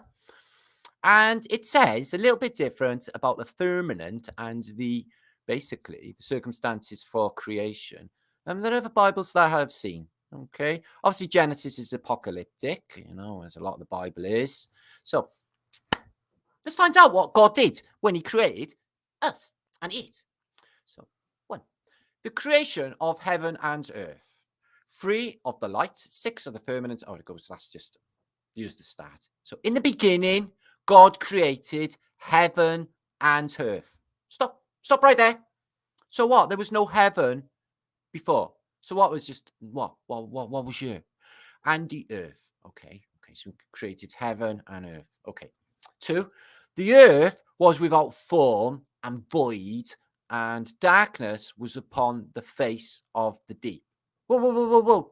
The face of the deep of what? You on about the water, the deep water. And what face? Did you just fly over the water with your face and make everything happen? And the Spirit of God moved upon the face of the waters. Well, it is water, so that's good. Okay. And God said, let there be light. And there was light. So there was light before the sun. Dig. Okay. There was light before the sun had been invented. Okay, according to the Bible. And God saw the light and he said, yo, that's good, man. He probably didn't say that. He should have. And God divided the light from the darkness. Okay. And God called the light day. Fucking brilliant name, God. You smashed it. And the darkness he called night. Well, I'm not so sure about that, God. Maybe have a rethink. And the evening and the morning were the first day. So I bet that was a funky day, but that sounded lovely. The rippling water and the butterflies and the sound of that gazelle getting eaten by the lion. God said, let there be a firmament in the midst of the waters. Whoa, God teach. What you mean? Let there be a firmament, so a barrier in the midst of the waters. You mean in the middle? Okay, okay. And let the waters, divide the waters from the waters. Right, okay, then let's dig that. Let's dig that. So God divided the waters from the waters with a firmament. So it's a dome, isn't it? So there's waters outside and there's waters inside. God made the firmament and divided the waters, which under the firmament from the waters which were above the firmament. Okay, okay. So there's water above the dome. Is that why the sky's blue? Yeah, no shit. And God called the firmament heaven. Right. And in the evening and the morning were the second day. And on it went. And God said, let the waters under heaven be gathered together in one place, and let there be a dry land appear in it. So, like, basically, a little tiny bit of land in the middle, which we lot got to stand on. And later on, he comes out with herbs. So that's pretty good. A giraffe and a gazelle who gets eaten by a lion that he made as well. And he made evil as well. So, yeah, you've got to have evil. He mentions that, like, oh, yeah, knock that stuff up. So, yeah, there's waters above and there's waters below. And I think there's water above the firmament because I think we're like in some sort of possible vessel, probably cube shape. And isn't it funny how the Falcon Heavy, when it goes apparently up and people photograph it, looks exactly like it's going through water. And I've seen this many times with their space rockets. They go up and they go into something, the separation of waters. Oh, it's uncannily like water. That it's like it's bashing into the water. Boom. Exactly like water. And we see this a lot, don't we? This phenomena. And I've even seen, rockets going up, which look like a speedboat going over water from, if you were upside down, it looks like a speedboat. It's water up there, guys. It's water. And I got plenty of books, plenty of evidence to state that it is. The Holy Bible being one of them. Now, something we haven't looked into before that is jolly interesting. It will be now because you're all going to be joining on this interesting little historical experiment of investigating the humble British postbox. So I've been looking into them. Apparently, the first ones showed up in 1853, along we had the penny black. There was no postal service in the history of humanity before that point, apparently. And these were that brand new idea. They started out a little bit green. They're covered in religious iconography, so kings, queens, and they go super deep. And they're a blood red color, and they're called post box. Some of them have got compasses on top. Some of them have these weird things that I don't know what they are to look through. They look like a compass, more like a sextant on top. Some of the post boxes out there today are the originals, the first ones apparently that were ever put there. I think there's something going on with the post boxes because they got antiquitech. So let's try and imagine that in the past, like mid 1800s, that these were like bunco booths and not necessarily somewhere you just slipped a paper letter in. Before the post office, you went to post your letter at the post office through the postmaster. They existed, but these newfangled inventions, these were the first, apparently. They had a bit of a trouble. Ireland had them and the Channel Islands, and then they were unraveled everywhere. So that one is from South Walks Road in Dublin, that old post box. But again, it's got the old antiquitech on top. And do you notice all of them have got a dome? And you want to see them from above, the geometry that goes into these post boxes. They got all of these knobbles around, and they just look like them bunco booths. Some of these are the originals, these smaller ones. They come, we got one like this local to me, but it's been shifted. I went to take a photograph of it the other day and it moved. So you only see like the top of it. Now, me and my son were discussing these the other day, and I looked into it, and they said that, that a post box got completely annihilated by a direct hit in World War II with a bomb, German bomb. But I think these are bomb-proof. I think the dome, I think everything would just, the damage, the shape that they're round, and was it really just to protect the Royal Mail and all of them with this royal insignia and in blood red, and it's called Post? Why Post? Post means after. How is it after the event? What exactly? Post office, or when arrivals come after a reset? Is this some sort of reveille point? The first, where you have to put a ticket in to say you've arrived, and then they had another purpose later, the postal service. Look how deep they go. Look how deep they go. Or maybe just like the TARDIS, you open the door and you got inside, and then just at one press of a button, you turn up in another one somewhere else. Maybe the fatter ones. But look how deep they go, guys. So if you were in Britain and you stole a post box, they probably reopened the Tower of London. It's something really, really naughty. So they had pillar boxes, which are pillars. It looks like a fasces. There's a little slit in there. And it's a bollard, a post. So they had post pillars or pillar boxes in the past. That one's in London. London's post boxes through the years. They used to have a lot of these doublers, but some of them had these things on top that you look through, and they were orientated like north-west type of things, northeast, wherever. And they got the domed top, all of them. This one, and they got this sort of weird geometry and a bit of antiquity going on, and hexagonal shape on a lot of them as well. That's an original. If you find one like that in your town and it's embedded in a wall, apparently they're the first post boxes that went in, and some of them have got Queen Victoria on them, some of them are Edwardian, got Edward on there, and then the later ones, and some of them even got crowns on top, look. And some of them have, I guess, in if some places they've painted them all gay pride by now, surely. And this one's a gold color in a seaside resort somewhere. Let's have a look where that is. Can't say. And the post is being picked up Tuesday. There's one of those things. No, I dig that they had like a metal sign when I was a kid, and it'd say the times and that of when the post was due. But some of them got like a plate, and you can look through it. So I don't think they were always for a sign.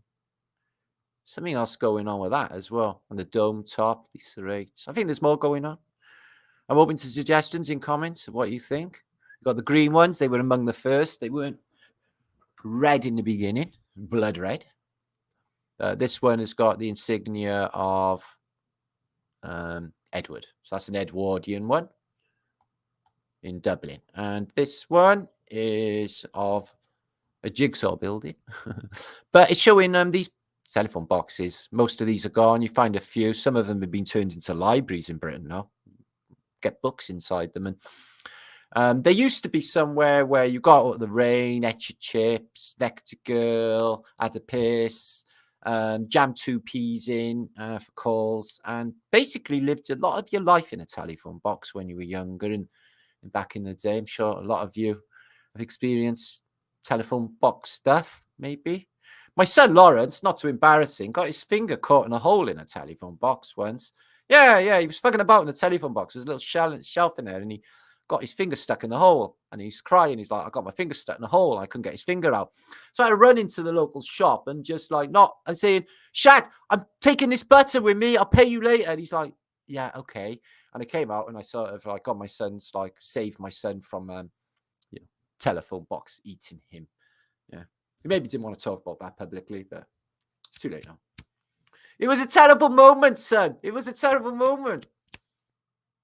Not as bad as when I got my head caught in the railings on a bus stop, and there was all people on a bus stop. Nobody would help me. It was all right for weeks before, but I'd grown overnight. My head got caught in the railings, and I got caught with my leg under a roundabout in a park, and my leg slipped under when I was doing that centrifugal thing, and it got jammed under there, and I was there hours. And eventually, they got the fire brigade with a big Brunellian spanner to take apart the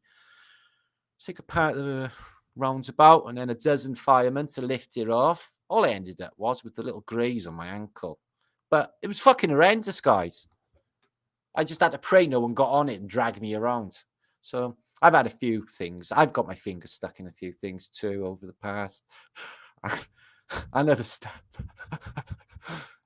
Well, and there's a post box there of the old days in the 1800s, and it's got big antiquitech on top, and it's a big fat one, not like any ones you see today. And the first one, some of them are like this, which look nothing like the ones we see in the streets. I think they were tech. I think they're akin to bunko booths, and I think there's more going on. That's what I think. So, next. This is fab. This is fab, fab, fab. So this got linked to me last night by one of my broskies in San Francisco land. And this is, oh, excuse me. This is now the Art Center in San Francisco, and it was part of the unbelievable Pan Pacific expositions. This is still there today. My friend busks outside of that only this week, and it is still there. But in the recent past, they found stuff inside it, like a cemetery, but apparently an ancient cemetery deep in the mud in San Francisco with Western sort of belongings, etc. So we're going to take a look at some of these photos, quite mind-blowing. So this was all deep in the mud, so you can see how deep in the mud it actually was in a minute. And they had things in these dead people like forks, guns, shoes, teeth, hairbrush, comb, and a bottle. Okay. They were found inside what is called the still room. And basically, it's now the art center today. But when the exposition was going, this was the still room. And it is unbelievable foundation. So they've dug all of this out, but there's another photograph which will show you that this is clearly mud flooded and there's always going through and doorways. But they found this cemetery. Pray tell, what is it doing that deep in San Francisco?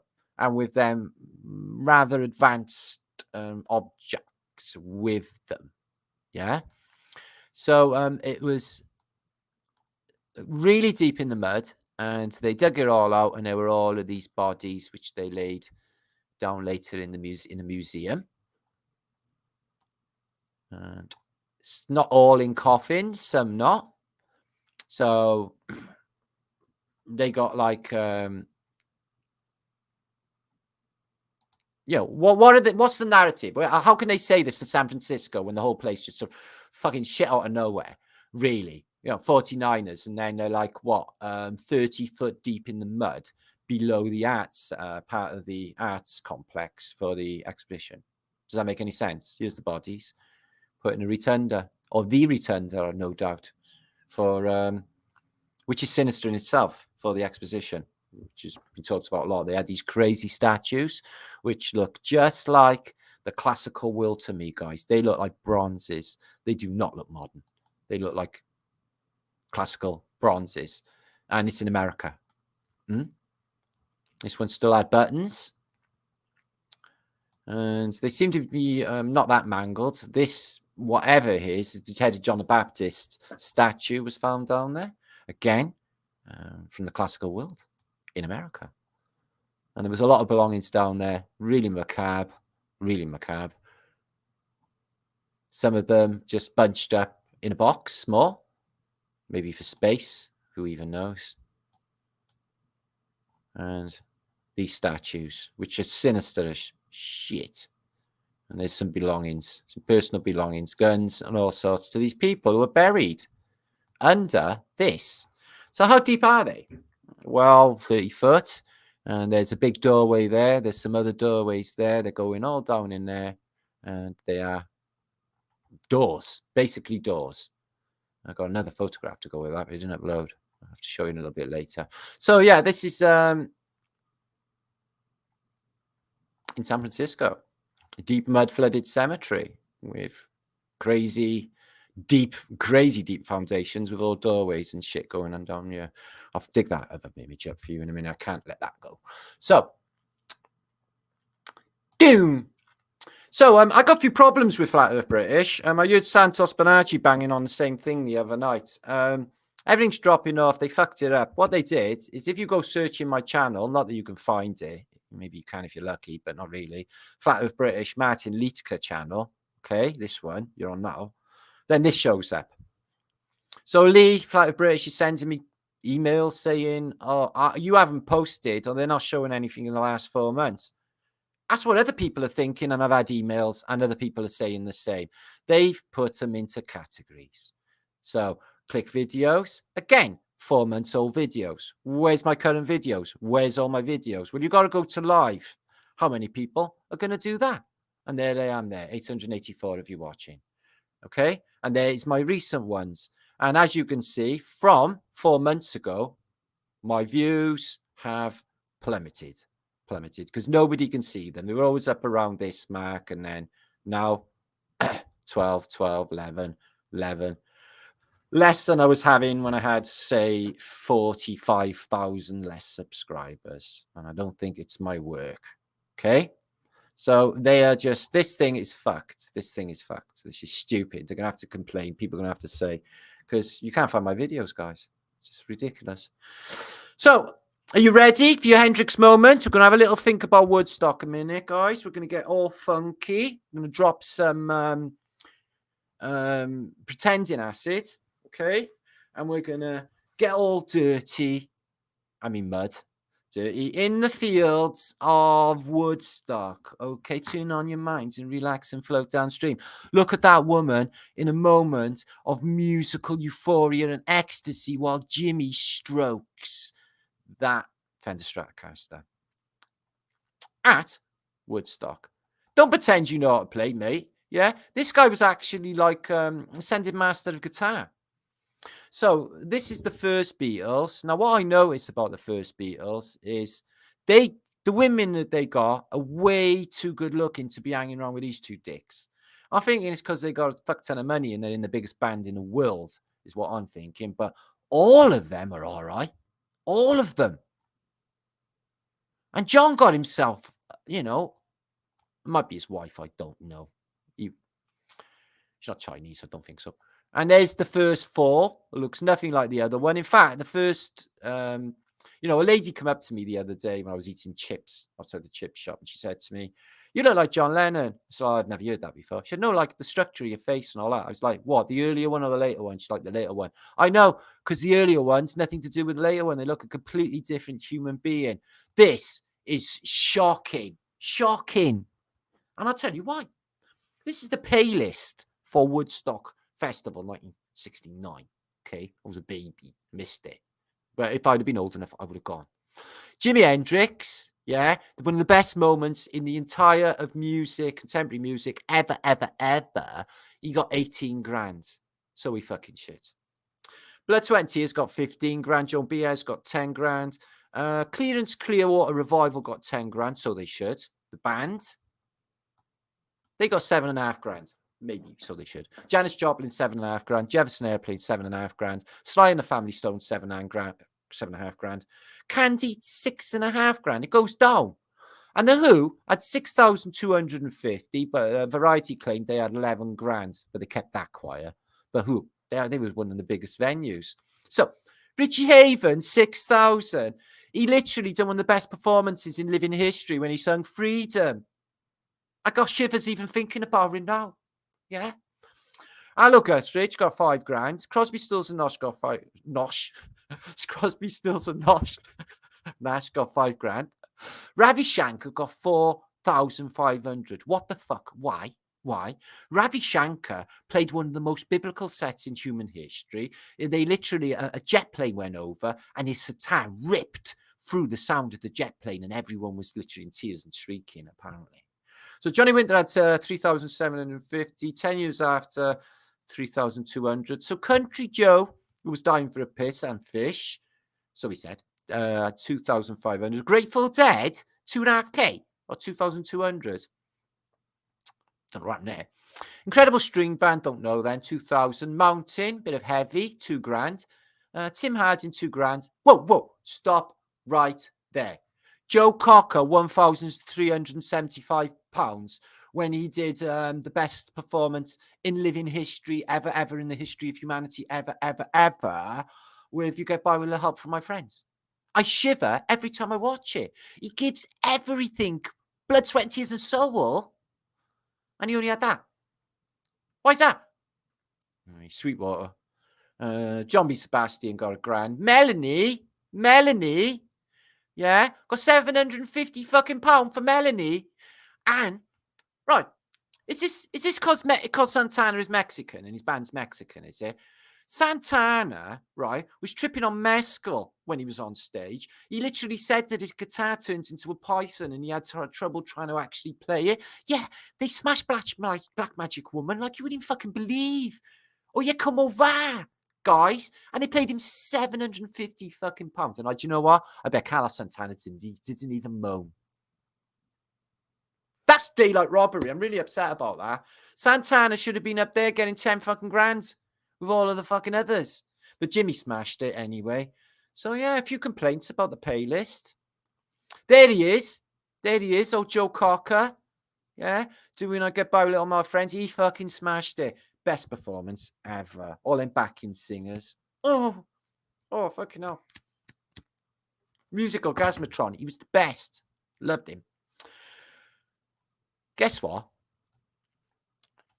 So Slade, I love Slade. Who doesn't love Slade? Look at Noddy. He's got on a bit, haven't he? I love Noddy Holder. We love you, I love you, Noddy. Noddy, I don't think you were one of them. You were way too cool. Way too cool. I like Noddy Holder. Yay for Noddy Holder. There's Jimmy. Okay, he had some wicked clothes. Don't know what is going on with this. I think if you look that up, it probably means, I was going to say gay, but I don't think that was Jimmy. So he had some wicked clothes, psychedelic as fuck, old Jimmy. So look at the eyes Jim Morrison's giving. He's like, don't look at me in my holy moment. So he's in Teotihuacan here, and he's touching this monument, and he's getting like, I'm getting in tune with the Asian world, man, and you're fucking with my moment. He don't look happy there, does he? He's got his beard and his beer gut there, so this is like later on in life, just before he tumbles off this mortal coil. He doesn't look happy. Jimmy's eyes are really glassy here. I wonder what he's had. But a nice little psychedelic picture here. But I notice he's like, I can't say anything about Dawn in purple because I got purple on myself. Nothing in that.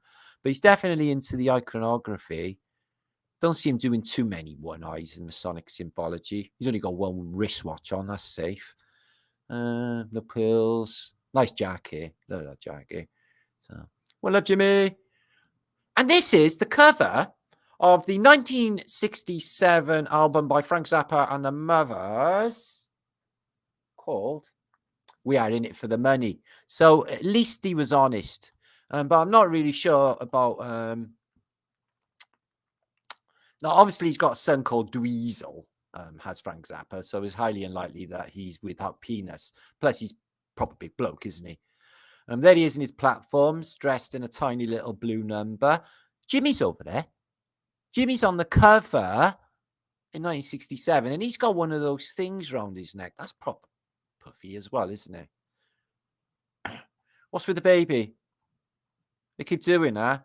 The robot. So obviously, the first thing you're thinking is this is very mudflood, hands sticking out of mud, and this is all meat. Some of it. Sausages and meat. This is very synonymous with obviously Sgt. Pepper's Lonely Hearts Club Band. It's obviously some sort of, spoof of that, no doubt. Highly weird, I must say. Frank Zappa cover, Christmas time, with hands sticking out of mud. It's a bit weird. But I do like Frank Zappa. Check these women in the King's Road, right? This is a famous actor, German actor, yeah, doing all like, I'm super handsome, got my fucking fur coat on. And these women, they're like, she's like, I know exactly what she's thinking. Oh my God, look at his jacket. And she's like, oh, God, I wonder if I could touch it. Oh, it's a lovely bit of fucking material. That's what they're thinking. They're thinking about his jacket, is what they're thinking, because he's smashing on the fashion. But let me just draw your attention to how fluffy the females were in the 1960s. So, if you are in the 1960s Woodstock mood by now, which you probably are, aren't you? Yeah. Definitely dressing 60s and sentiment. I'm going to do 80s next week, probably. Okay. You can have a Limal haircut. Come on, Kajagoogoo. You can, as long as you don't do a wham. Okay, I'm not big on wham. This makes perfect sense. Of course. Batman, apparently, sorry if I made you jump. Batman, he had a ward called Robin, which I always thought a little bit suspect. But he also had the bat bong, which had a massive comb on it. You could like literally get 5 ounces of bud in there. Bubble, bubble, bubble, bubble, bubble, bubble. And then it could compress into the tube, and you have 5 ounces of compressed THC. And then basically it's fucking hell, out catching supervillains, fucking up a penguin with your shark repellent spray, which you carry around with you in your utility belt if you're a good Batman. And you wear your underpants on the outside of your trousers. So to draw attention to your centre bits for the females. Right, this is the corner. Basically, the album Medal by Pink Floyd is one of my favourite albums of all time. I can see chat feed now. What do you think we are looking at on the cover of Medal? What do you think you're looking at? Is he Ukrainian, David? No, I'm Welsh. I'm Welsh. It's a year, says Alpha Billy. It's a year underwater. So that's unusual in itself, isn't it? Because, you know, you're hearing echoes. And the album, if you read the words to echoes, Google them later, it's a Reset song. It tells you everything. Underneath the albatross hangs motionless upon the air. Now, I'm quite blown away by this. Do you know who this is? This is Shelley Duvall. You know that really, I was going to say ugly one. The one that is in The Shining with Jack Nicholson that's got all goofy teeth and is all fucked up. Yeah? No, that was acting and I never even knew. Shelley Duvall's a babe. And she's listening to a bit of Cat Stevens by the look of it. Yeah. Shelley Duvall, guys. Yeah. Don't let her think she was ugly because she wasn't. She wasn't. She was a looker. Who knew? I wonder if she's any relation to Robert Duvall. Probably his daughter. I don't see the resemblance. Massive eyes, haven't she? I am not a number. I am a free man. The Prisoner. Absolutely fantastic. Absolutely tells you everything you want to know about this bullshit fucking paradigm we live in. And he's just trying to be a free man. He's actually worked in the secret services and they said he couldn't retire. And they send him to an island, which is anonymous, where he gets attacked by a white ball. And it's all about who's number one. He was probably number one, but it all got weird. And you couldn't know if he was in charge in the end anyway. It all got really, really, really trippy. It was a bit like Lost. You know, Lost. I got lost. We're lost. So that would be fantastic. If I could time travel, I'd want to do that. Is, oh my God, I'm in an arcade in town. And then Jimi Hendrix, dressed like that, walks towards me. I'd be like, yo, bro. Like, oh, what's happening, Matt? So I'm split. Joe, oh, mate, you're fucking brilliant. I would get on. I would smash it with Jimi Hendrix. We'd be best mates. He liked Cardiff, Jimmy. He came here. And he dropped acid and spent the night on the lake in Rove Park Lake. And we got a plaque to say, look, Jimi Hendrix came here, dropped a ton of acid, spent the night with his friends, which they've now roped off and you can't do it because, well, basically a load of shaggers was going on there. And fucking Jimi Hendrix loves Cardiff. I was too young. I was only a baby. This is the problem. I wouldn't have been able to know. So I missed all that. Bummer. And I missed the Wild Bill fucking Wild West show. Bummer also. So 852 of you. Now, if you just give me a moment, I haven't basically, I've got a lot more to show you. I know it's crazy, but I have. And we're looking at 2 hours. So I need to get a move on.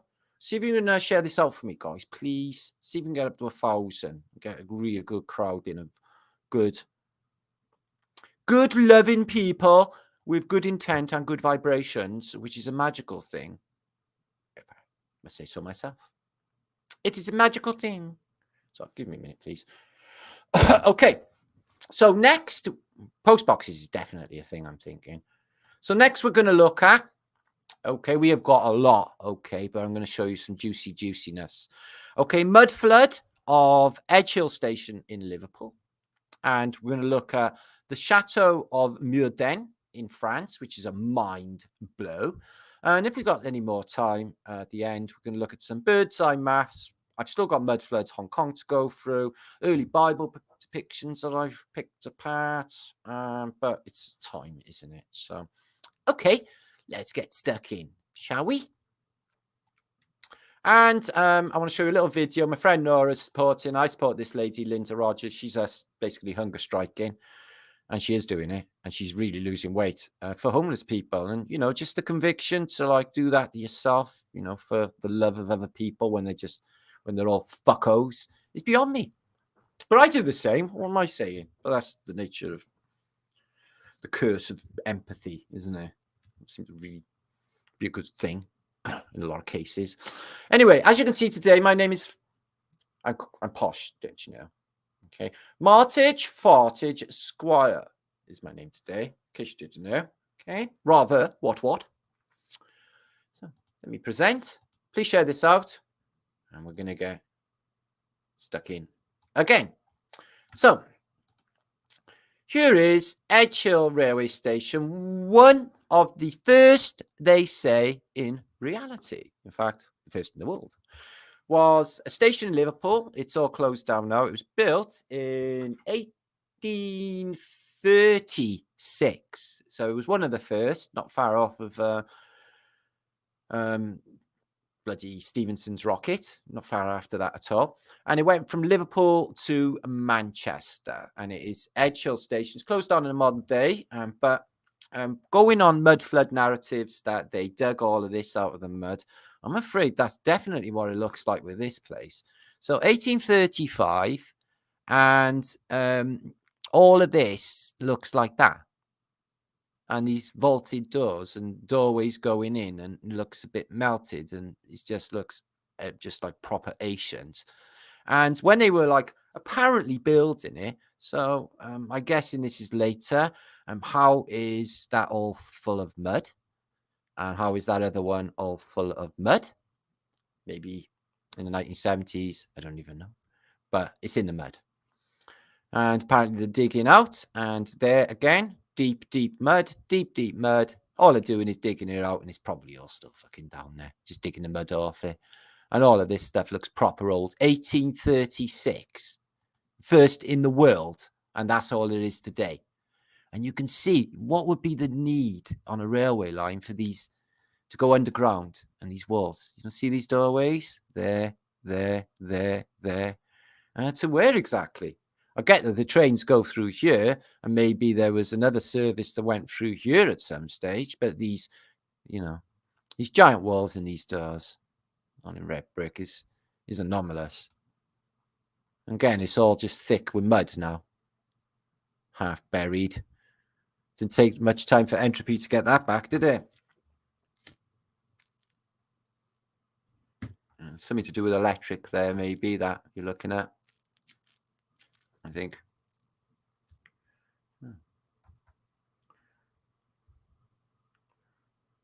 Sorry, just bringing up my computer, keep an eye on things.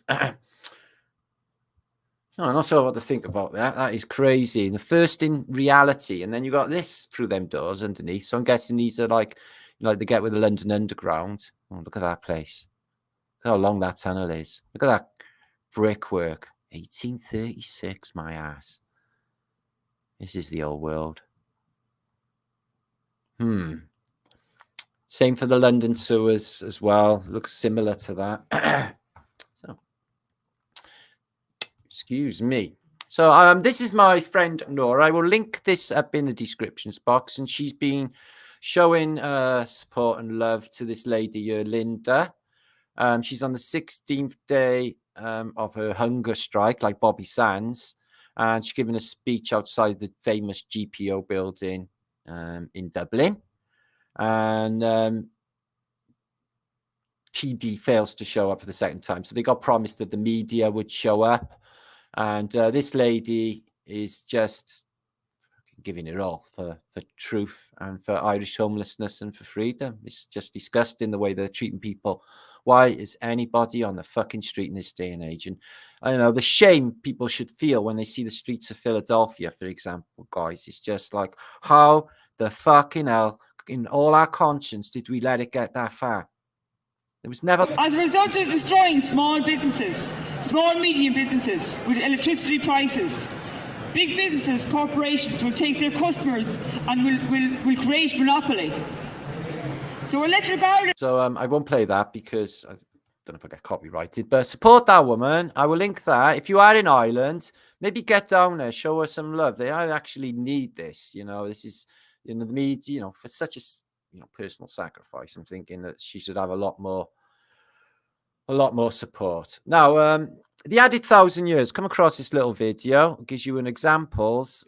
We think a lot of channels that don't actually think this is the case, but I think it's overwhelming that there is the case that there's been fuckery with the dates and possibly 1,000+ year added. Why do I think this? Because I think we're in the times of Noah's flood, guys. I think we're a post-apocalyptic society, and I think we're in a reset cycle, and we think we know nothing of our true human potential, but we are learning, and it's getting like super duper exciting to think what we are capable of. So some of the dates that you can find in antiquity, which would suggest an added 1,000 years. You get the J, the I for distant designations. J, the J, the I, the J, Jesus, J, J, J. Even on the old maps, J. And the J is definitely not a 1, because that has been long established now, guys. And there's quite a few, let me just show you that again. In some of these antiquity buildings, I've posted about that Italian one before. Don't know as well. This one, where they give you the real date in the modern day, okay, of 890. The real date, 749, 59. So when are we? Where are we? And we're learning, what are we? Which is super duper exciting. So that's weird. A thing for Pink Floyd just come up on the corner on my thing. I think they're watching me real time, guys. So let me move back. I'm going to show you some more stuff we have here for you today. This is Mudden. Fucking fantastic. This is actually, I found in, it's a chateau complex, obviously in France. Okay. And you get this like crazy Phoenician, small-ish looking block doors.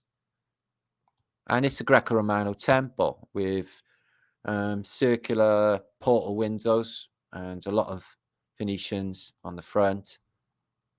And the panel with the mirror. And it's an observatory. It wasn't in the past, but what a crazy big dome on top of this chateau. And it's just like weird, really, because there doesn't seem to be any sort of infrastructure associated with it. It's just like grit and mud outside. And you see a further picture, and this thing's just out in the open. There's nothing there. But it is a substantial building with a really, really big observatory. And you can see all the Phoenicians here, decorations, and all the windows. And again, with the high balustrade, is there really a need for that? I think it was more. Definitely think it was more. Flying platforms. In fact, all of these long, some of these, places we think the balloons land in, very possibly we landed in. So I'm not sure what that chimney is there. So it's obviously going underneath, because you can see the balustrade. This is on the top of something. There's something underneath all of this. So it really does look like the ancient world, this chateau. Huge doors, strange cobbling. Let's have a look. Buttress for a building that's low. So we have a sloping buttress, which is to support a curtain wall, main supporting wall. But the building isn't high enough. So I would suggest that this goes a lot deeper for that token, I would suggest. Otherwise, why the buttress? That's an unusual little building. Again, with the buttress, that's it there. Could be something more to it. So this is the side of that chateau. Can't see any occupation, any people per se, or any infrastructure. It's just like this giant building with an observatory on top in the middle of nowhere. Really decorated balustrade again. And there's the gates outside. Got a little bit of infrastructure now, but again, it's a Roman portal, probably a Roman, what they call Roman wall. And there it is in the past, Mevden, it's called there. No observatory there. Langare de Chateau de Mevden is got no observatory, and it's in tiers, like I said, that went deeper, so that was all underneath. And they got a large Phoenician fountain going on there, and some Pythagorean nonsense going on, and some measurements concerning probably the schematics for that building. But look at it. It's like they're airing it out. There's just nothing in there. It's curtains, I dig, but there's no population. Look at it. Everything's overgrown. What, did they just find this and took photos? Nobody's cut that grass. Nobody's trimmed these bushes. What is the chimneys for? And look at the size of it. Out in the middle of nowhere. It's almost as if they just found it, took photographs from the reset. Because there's no one there, guys. And that place is not inhabited in any way. Look at it. It's just all them windows. They're giving it an air. They're airing it out. Probably been damp. No one's been there for hundreds of years, probably, since the reset. And what's that door there blocked off into that building there? Oh, it's a fair quality building. Again, outside, nothing, just grass. And these portals have been repurposed. But it's like a little Greco-Romano temple, isn't it? And outside, look at this, the outside wall. I haven't seen this feature on any other wall. Strengthening, maybe. I don't know what that wall contour is. Side on brick. And these features with a coil on top. Like them Phoenician plinths we see Phoenicians on top of. Maybe there were statues on each one of these. There would have been, I reckon. Around this place would have looked much different in the past. And there's the tiers coming down. Whoa, that's really unusual. And you can't climb up there because you've got really gnarly security for some reason. Again, no people. All overgrown. Nobody's been here. Look, all overgrown. You wouldn't have a manor like that without cutting reeds, would you? Or weeds. That's all overgrown. Nobody's been there, guys. That's overgrown. Why? What happened? They just left it empty. Maybe that bush been trimmed, I'm not sure. The rest hasn't. This is, look, it's all growth on the roof. Can you see that? That's just been empty. And there's windows caned as well. Missing. Man, they just found that in the countryside. They keep doing this in reset. So look what we found. Take some photographs. We're the first people to see it since the reset. It's just been out here in France all that time. No one coming to see it. No one buying. It doesn't belong to anyone. It's just there. And that could be an old world observatory, all we know. No one here either in the town, but the church. And what kind of church is that? It's got belfry, flat tower, really stumpy looking weird church actually. The corner's protected there from horse and cart then, is it? And there's the chateau. In the past, fully equipped with antiquity tech. These portals were active, it looks then. And you've got these aerials, not for flags. And you've got this crazy bit of antiquity tech there. I don't know whether you can see that. It's like a weather vane type of thing there, but above it, some star thing going on. And that is it in its past. All these buildings down here look as well. And there's an aqueduct or some sort of maze as well. A tower there. And just left to a rack and ruin. Mudden. Superior building. No doubt about it. And there's a famous photograph taken from there, apparently. I've seen this before as well, this photo of the comet of 1881. They took a photograph of a moving object in 1881 when they tried to tell us that there's a problem with the development of film and moving people. Okay, that's not the case in that period, apparently. So, Woodstock Flatter Day. Let's have a look at some images for Woodstock Flatter Day. Please, would you share this out? It's still maybe an hour to go. I don't know. I'm going to have to move my ass, but we got a lot of images to get through, guys. I'm going to come back and catch up with you all in chat now. So thanks, Share Hall, Haunted. Mo Samson, my brother. Good to see you, my friend. Cheech, Ionis, Zalage, my bruv. Much love to you. Okay, I'm going to come back and see you all in a minute.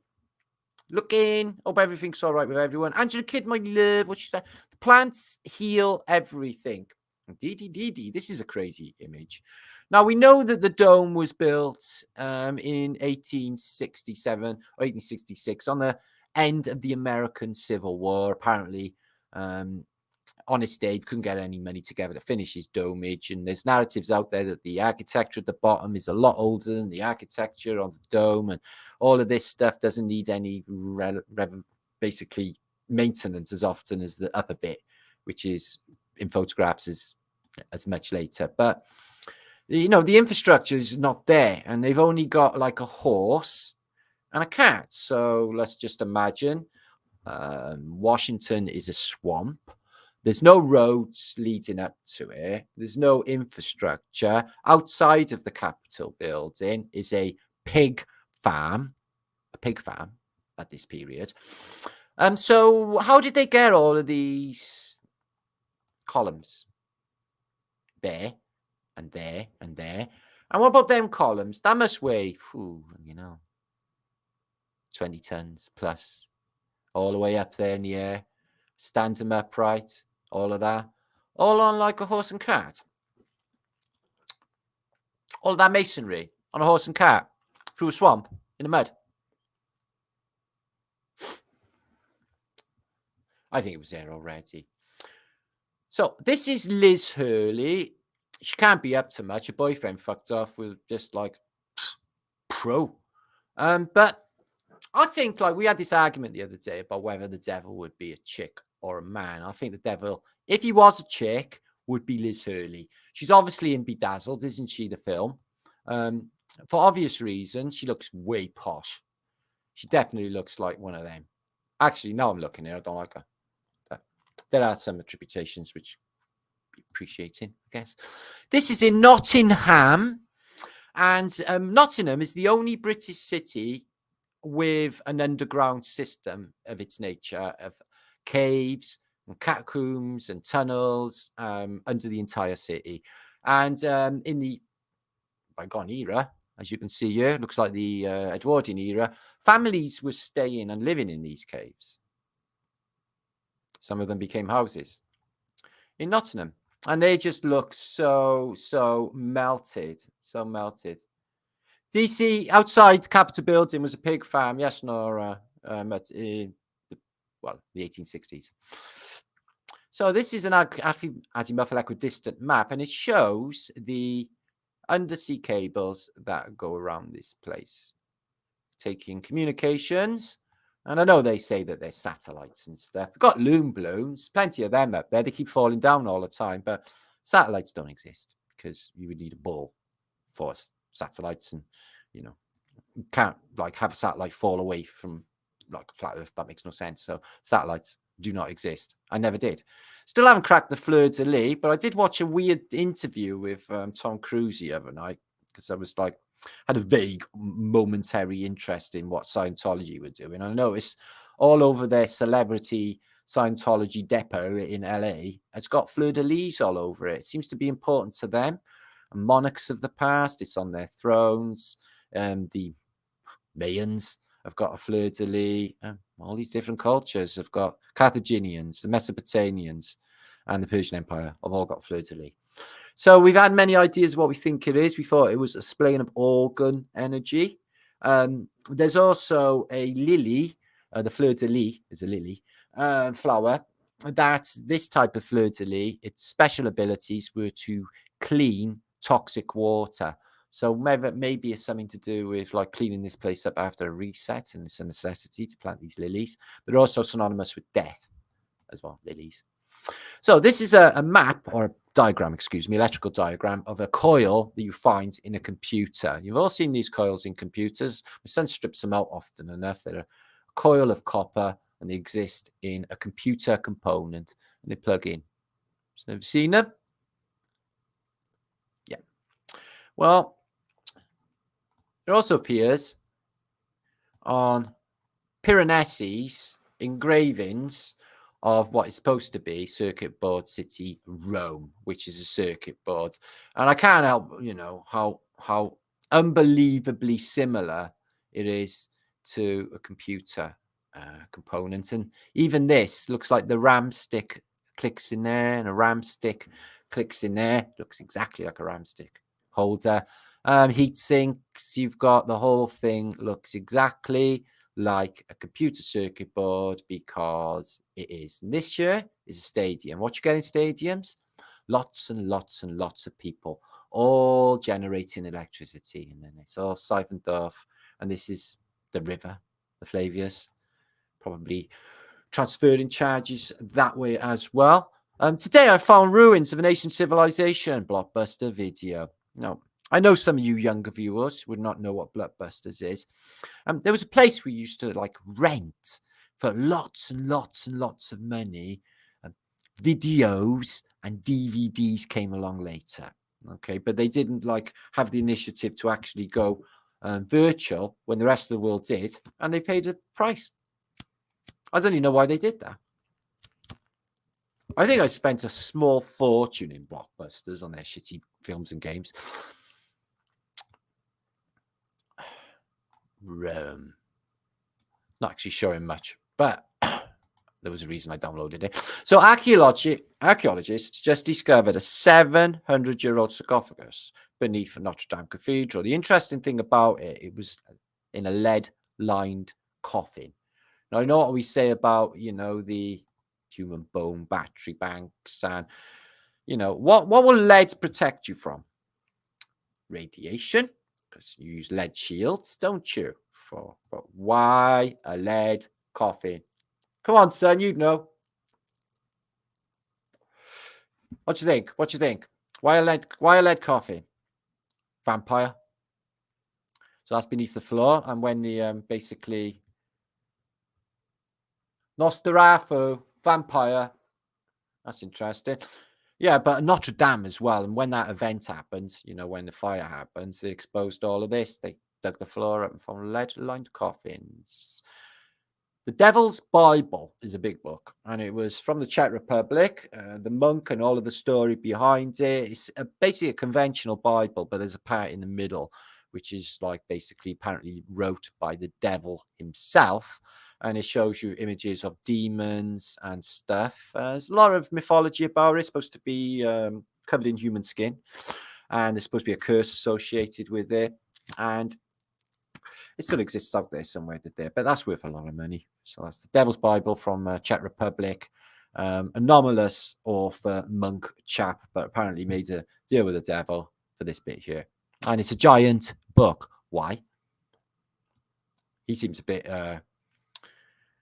engrossed in what he's looking at. And Vlad, the Impaler, put 80,000 people on the top of a crest of a hill in Romania and put them on pikes and chopped everyone else up and probably ate a bit of them because, nature of being Vlad the Impaler. And he's like a great uncle to our King Charles. They're apparently closely related, and they chop people up. Look, boil a face. I think that's definitely on the menu. So Vlad, yeah, he was a bit of a bummer. The sarcophagus was lead. Indeed, Julie Q. So, I keep saying blowing smoke at people's asses. Yeah, I found out this week it's an actual thing. I know that's a rude picture. Don't worry. Don't look at that. So these doctors, these surgeons from the 18th century, basically have put a pipe up this woman's bum. Okay, and they blow tobacco up there, and apparently the cinders get hot and sparkle and stuff, and it causes a tobacco enema. Okay, so I don't know if the tobacco. I think that does that mean make you poo? I'm not actually sure about that. There you are. So she's getting some smoke up the bum. Okay, her husband's helping hold her down. I don't know if it's a pleasurable experience or a nasty one. let's not find out, guys. But yeah, blowing smoke up people's asses was actually a medical procedure in the past. Tobacco enema. Who knew? And there they are, the implements for inserting and blowing tobacco, okay, into people's bottoms. I don't think that one needs to go like that long deep. That's not good. This one looks like a plug. Oh, so they blow air into you as well. So yeah, anemones, pepper anemones, ginger anemones. They had them all in the past. They used to give horses ginger anemones. They used to say, "Oh, there, get the ginger out of them." See, you know, Britain and America got different language. You know, to you Americans, like spunk is like brave, isn't it? It's got something completely different in Britain, guys, Americans. Yeah, it is completely different. It's like you'll say, "Oh, that girl, she got no, that's Australian. Hey, that girl, she got a lot of spunk. She got a lot of spunk in her." Now, if you say that in Britain, you're going to be like, "What, really?" But it means something completely different in Britain, in America. I'm just saying. That's a weird thought. Anyway, so yeah, more cryptids and with their little hoofy woofies. This is Bacchus bringing in the fruit from that other land when they come here invading. So, robotics. Use Fiona back in the day.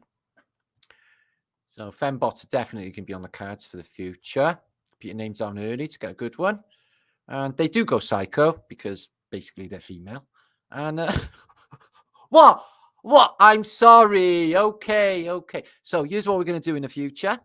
Okay. We're going to still be having creepy families. Families are fucking creepy. Let's be honest. What's all that about? Reproducing, giving birth. Ladies, you have human beings growing inside you. Doesn't that freak you the fuck out? Well, I'm sorry. If I had a human being grow inside me, that freaked me the fuck out. You might not even like that human being. That human being that's in your belly might end up to be like Ted Bundy. Not saying it would. I'm just saying, wouldn't that be bad? That'd be in your belly. So you see, they got flying saucers, jets, and a little bit of fishing. Got to have a mask on, like, because basically, Novid has happened. And here's the houses of the future. You don't need walls. You have windows, so you can do aerobics in your leotard. Playing with Indian clubs, and your leotard on your own in front of the telly in your weird domed room. Yeah, I don't see anything wrong with that. I mean, a bit pervy, but I don't see anything wrong with it. And domes. We've all been living under domes. Look, guys. Yeah, your personal atmospheric dome, just like in reality. Okay. It would be brilliant as long as you don't share with people you don't like. Is that one home? Do you get your own personal railway, maglev train? Do you get tank? Okay, cool. I'm in. Okay, so there's the future. We're going to have domed, keep you away from other people's black goo and novid and stuff happening. And our travel of tomorrow will be everybody should have a helicopter, rockets, but they don't go to space. They go and land in a neighboring country, destroying their city as they were invented for. Okay. The missile experts predicts rocket mail by 1965, but it didn't happen because basically they're not good for anything. They're shit, aren't they? Okay. And driverless transport is definitely on the cards. They had it they showed you in a futuristic Wolverine movie, basically juggernauts and freight lorries in America without drivers, and they have them. They are definitely going. We had a Johnny Cab in Button in Cardiff, or it was proposed. I don't know if it actually happened, which was a Johnny Cab, which was a taxi with one of those really annoying Johnny Cab drivers who gets it wrong, and you got to snap his head off, like on, Get to the Chopper. What's it called? Cohagen. Yeah, that film. And the underground getting around on a bullet pneumatic train. No need for any noise. Delivering you like a bunch of £20 notes to Macy's toy store. So a new bus of the future, okay, to duplicate speed up the railways is a massive coast to coast. Got a little airport on top, different levels. Basically, it's like a massive cruise ship. I don't know where they got the roads for that. And how would they get that into the bridges on the M4 motorway? That's to redesign all the motorways. But yeah, they should have gone with that. I'd have gone for it. Swimming pool, billiard rooms, billiards. When you're on the roads, be bumpy, balls would be all over the place. That's just stupid. I'm just saying. Everyone should own an helicopter. I think they did. Nothing new under the sun. Everybody had a helicopter in the past, because why wouldn't you? Why can't I go out of my house in the morning, jump in my helicopter and go helicopter flying? Why? Why can't I? And they're really easy to drive. You just press a button and they go, because they're like the modern drones of today, or programmed computers. Well, I want one. And maglev trains transporting you across some of these towers you may have seen, in antiquity, may be doing exactly this. Even those towers in my last post look exactly like these towers, these star towers. And somebody said in my comments, maybe it was over the top stuff. And I was like, yeah, maybe. And this is what I was thinking of when I thought it was this, like a mode of transport, rather than just keeping out some feisty Tartarians, apparently, in the narrative. So, Sunday dinner. In the past, you'd be able to have, or in the future, you'd be able to have chicken pie in a tablet form. So do you have chicken pie? So do you have to have a separate potato? Yeah, you have to. And sugar. So you'd have to have a load of tablets for your dinner, though, wouldn't you? Yeah, I don't like that. And the automobile, obviously, beautiful home. And you just drive around on the motorway, so it's a van. And then you get your water, drive her in there, and because it's your boat. And that is completely doable. Why have we all got them? I want one. And someday, everybody's view will look like this outside their window. Deep water. Underwater civilizations. Why not, guys? Why not? They say that they want to conquer fucking space in a vacuum, but they actually don't know anything about what's in the sea. They don't even know what the water does. If it goes down certain layers, there's some strange phenomenon that happens with the sea. And there's just so much we do not know. Where the light does not exist is something strange happening in the sea, in the deeps, where God shone his face. So you can have this in the woods, although I reckon all of that flowing water underneath you would be really, really good for you. But I think if it was just constant noise all the time, probably drive you mad. Like Chinese water torture. Does that water ever fucking shut up? No, never. It just gets louder during the wet season. Oh my God. So you'd have to probably have some sort of soundproofing. But again, glass walls. So I'm guessing Naked Wednesdays are out. No, not really. Not really. They can have Naked Wednesdays. They can have it any day. So the Pleasure Tower, 1/2 mile up. Bigger than any skyscraper around. Bigger than the Eiffel Tower. Bigger than the Empire State Building. And it was planned for America Land. But they say it didn't actually happen. It looks like the Tower of Babel. So they got another skyscraper now, haven't they? The Khalifa is not the longest, highest one. They got another one in Saudi Arabia, and it is fucking nuts. It's got like a helipad hanging off the side of it. So why don't we build voice bombs? They didn't. They had LSD bombs in Vietnam, but everyone was basically like hugging and kissing one another and doing one of his hair and stuff. It was ridiculous. No fighting got done. Cutting poodles and stuff. But yeah, voice bombs. So noise that will make you poo yourself and cause terrible problems to the enemy by playing loud music that the Japanese wouldn't like I don't know, fucking Wagner, fucking Let's Dance, David Bowie, something like that, something to piss them off. Dancing in the Street would be a good one.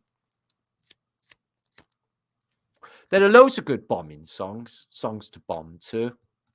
Go through them all of the time. Be like, this is a great song to bomb a country to. So in 1890, the Toffs employed before the, at least 80 years before the invention, or 60 years before the invention of the actual cycle itself. But they had this to get this posh couple around. Rather, what? So, a Bon Marche. We had the shops in Britain called Bon Marche. Good shop. And they were shit. No offense. So this was a 1960s idea of what we would be dressing like in the future. Okay, let's see if they got it right. Well, they thought we'd be going spacey. That didn't happen. They thought we'd be going all metal. Like, so basically what they did, she's got it right. She's gone on Neptune. But they thought that we would go all like Star Trek-y. Look at her with the electric thing on. I don't think that's healthy. That one's doing the skydiver look. The diver look. So yeah, none of that came off. They were stupid. Okay, computer criminals, they're definitely a thing. In the past, they knew, okay, in the world of tomorrow, okay, computers will make your world of tomorrow a much safer place. Oh, really? They will do away with cash. Oh, yeah, that's going to happen. So that you will no longer need fear of bearing an attack for your money. So no more going to be robbed because all the money's going virtual. And it told you that back in the 1950s in this magazine. I think they got that right. And there's another idea of what we were going to look like in the future. Now, I know what you're thinking. What's going on with the chicken? Aren't you? I'm wondering the same, guys. Why would you go around eating chicken? Let's have a look, investigating. No, he's sticking like a capsule in a mouth. And that's a chicken. That's just stupid. They got no idea. None of that actually happened. This was planned for underneath New York City. I don't know whether you've seen it. They planned an underground city in New York City for the event of a nuclear war.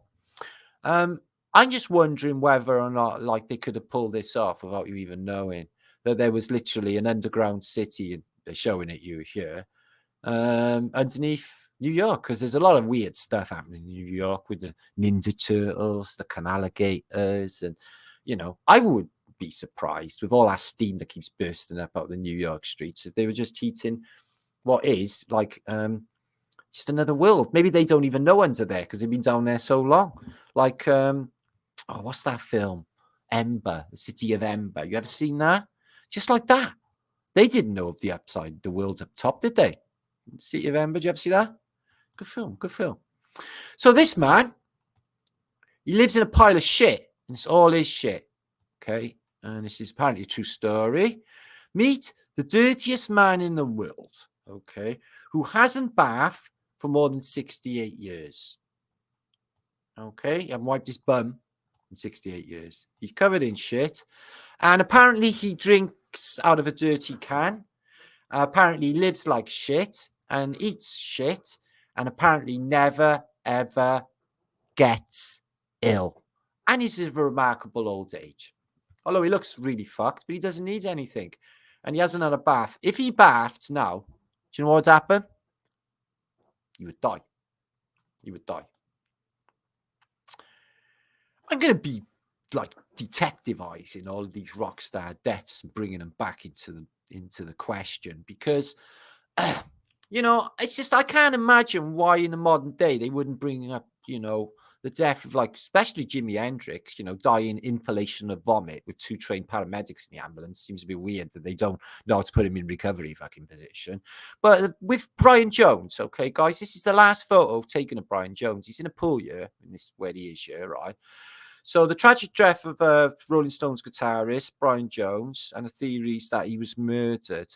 So in the words of Pete Townsend, because he's a right one of them anyway, I don't trust Pete Townsend, the Stones guitarist lived on a higher planet of decadence than any one I would ever meet. Okay, all right, he liked to get fucked up, but it's not why he died. They found him floating in the pool, and the examiner said that he had fresh water in his lungs and couldn't have possibly died in a chlorine swimming pool. So there's no investigation as to how his lungs are full of fresh water. It's Brian Jones. We got a new fucking guitarist for the Stones anyway. We got Hyde Park in 3 days. I shit you not.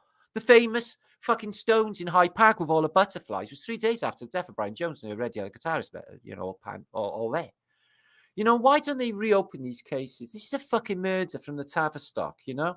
And he's giving him, you know, that's the finger. He's dead later that day. In the pool that's over there.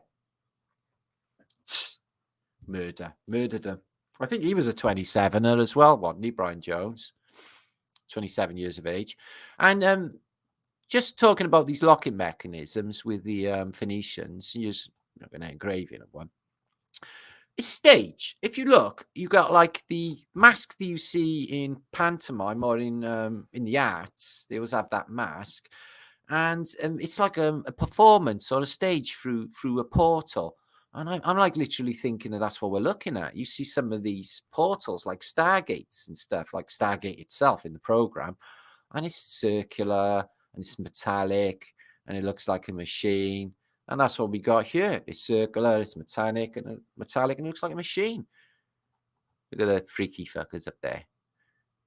Cherubinowski's but baldy ones. Really weird.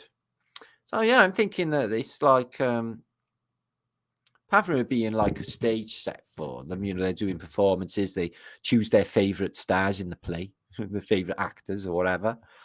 So this is available at Tesco's or wherever. Tesco's, they're fuckos. Roast beef and criminalized red onion. So if you eat that, probably not legal.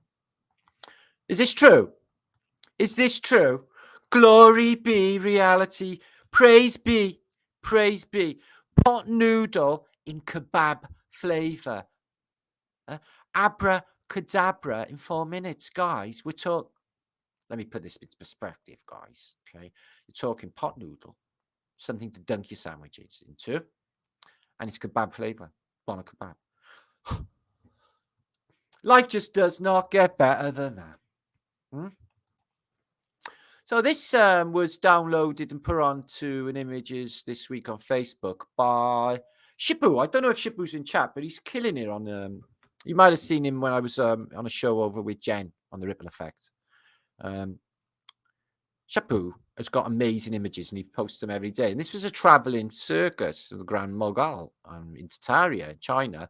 So what the traveling circus needs what looks like a Faraday cage. Why is that then? Knew there was something going on with carousels and circuses and all of it. And the fair. The whole thing. And it's always spooky and it's always to do with children. There's always something going missing. It's like there's less people.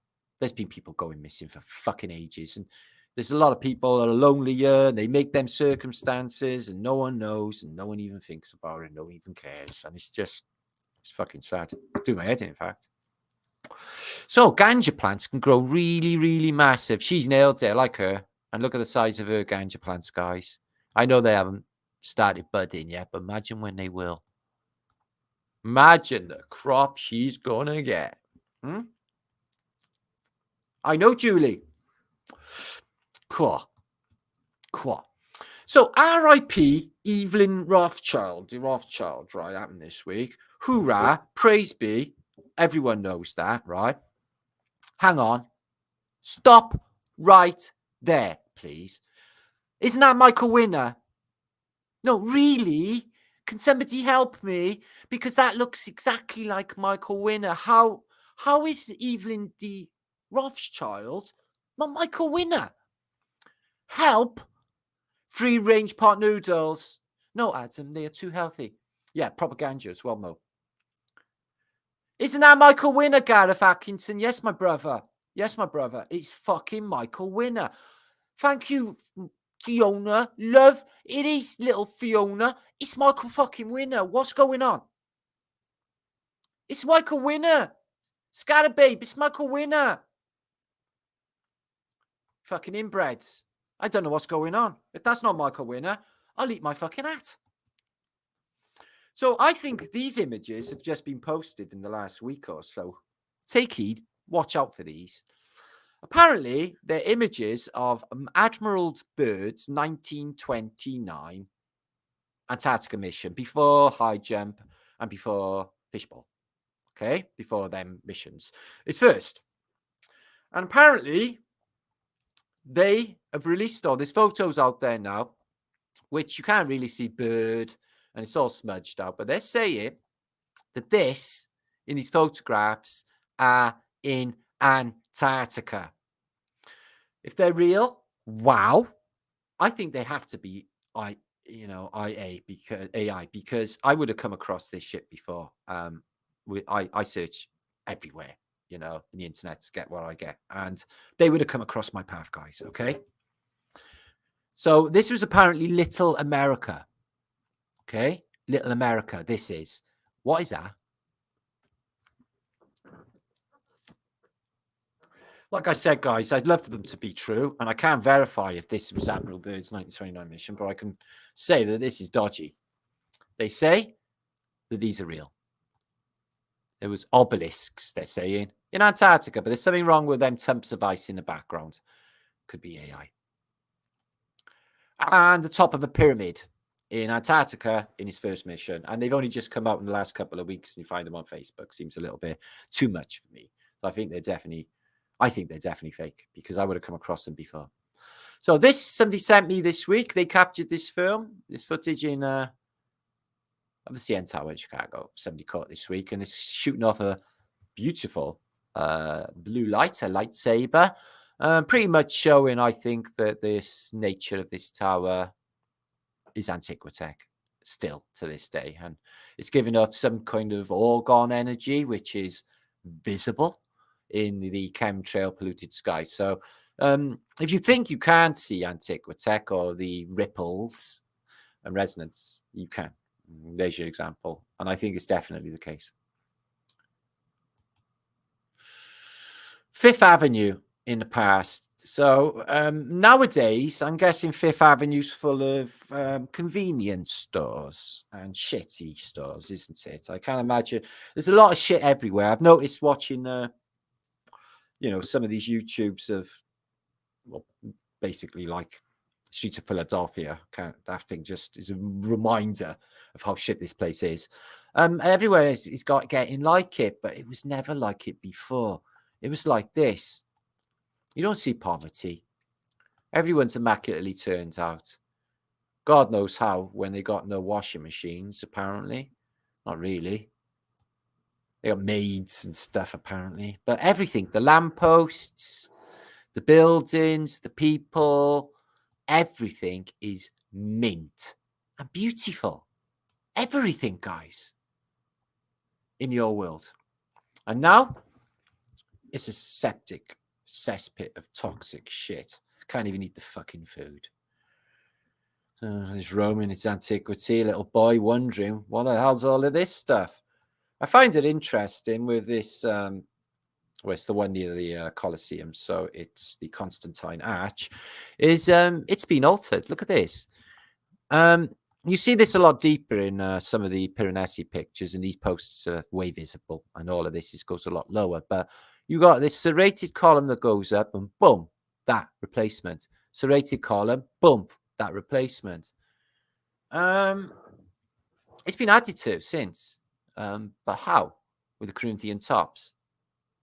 And it's all just bare rock in there and stuff. So this was some sort of portal tech. It has to be. It's been just touched up relatively recently. There's literally rooms inside there, guys. There's windows and rooms. Just a beautiful little farmhouse. It's a beautiful, what looks like buddleia maybe hanging outside. Just thought it was a really lovely colour, and I would love to sit there on a lovely warm day,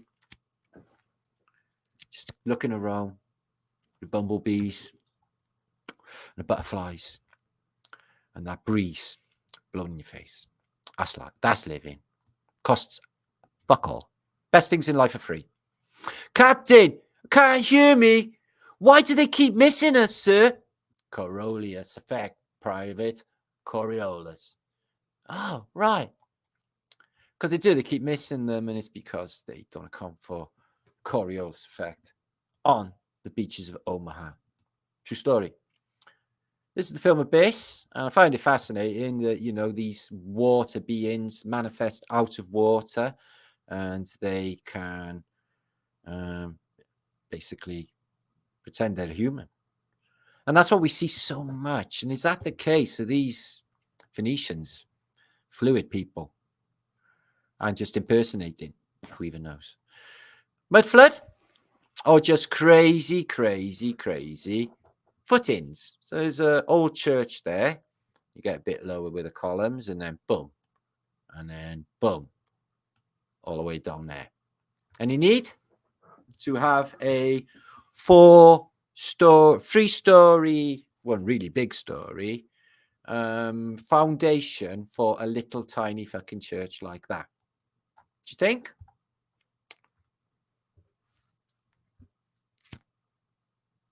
Crazy. Fucking crazy photo that. Oh, Julie Newman. I forgot about her. Thought I'd just like remind you in case you forgot. This is how we're supposed to be dressed, all 60s. And we're supposed to be doing like I Got Tight Pants dance. So 1960s go-go dancing. We're supposed to do that. Okay. Today. Like, no, today. We're supposed to be doing all of that. Have any of you done all that? Well, next time. I'll make sure that I tip you off in time. I actually thought that was see-through in the beginning, but it's not, is it? It's just very cleverly done. Janet Newman, star of Silver Screen. I may have forgotten her. I never. And this is a really good one. Of all of the Phoenician, and you may recognize a lot of these icons. And there's the elephant man we just mentioned. Ganesh. And then you got totems. So it's the Indians, North American Indians. Egyptology, the bull, more Egyptology, and the Mayans as well, and the Aztecs. And it's all the same. It's all the same. It's all the same people. I recognize it all. This is fascinating. Okay, check this out, Moses. Excuse me. So this is Michelangelo's Moses, and it was made in marble, they say, 1513 to 1515. Took me 2 years to complete.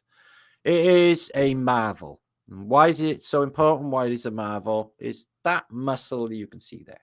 And this is why. I don't go into too many details, but basically, if you look into that small muscle there that is protruding, this only forms when you lift your pinky or you lift your little finger. Okay. Otherwise, it's invisible. So Moses in the sculpture is in fact lifting his little finger, and that is why the tiny muscle is shown as contracted.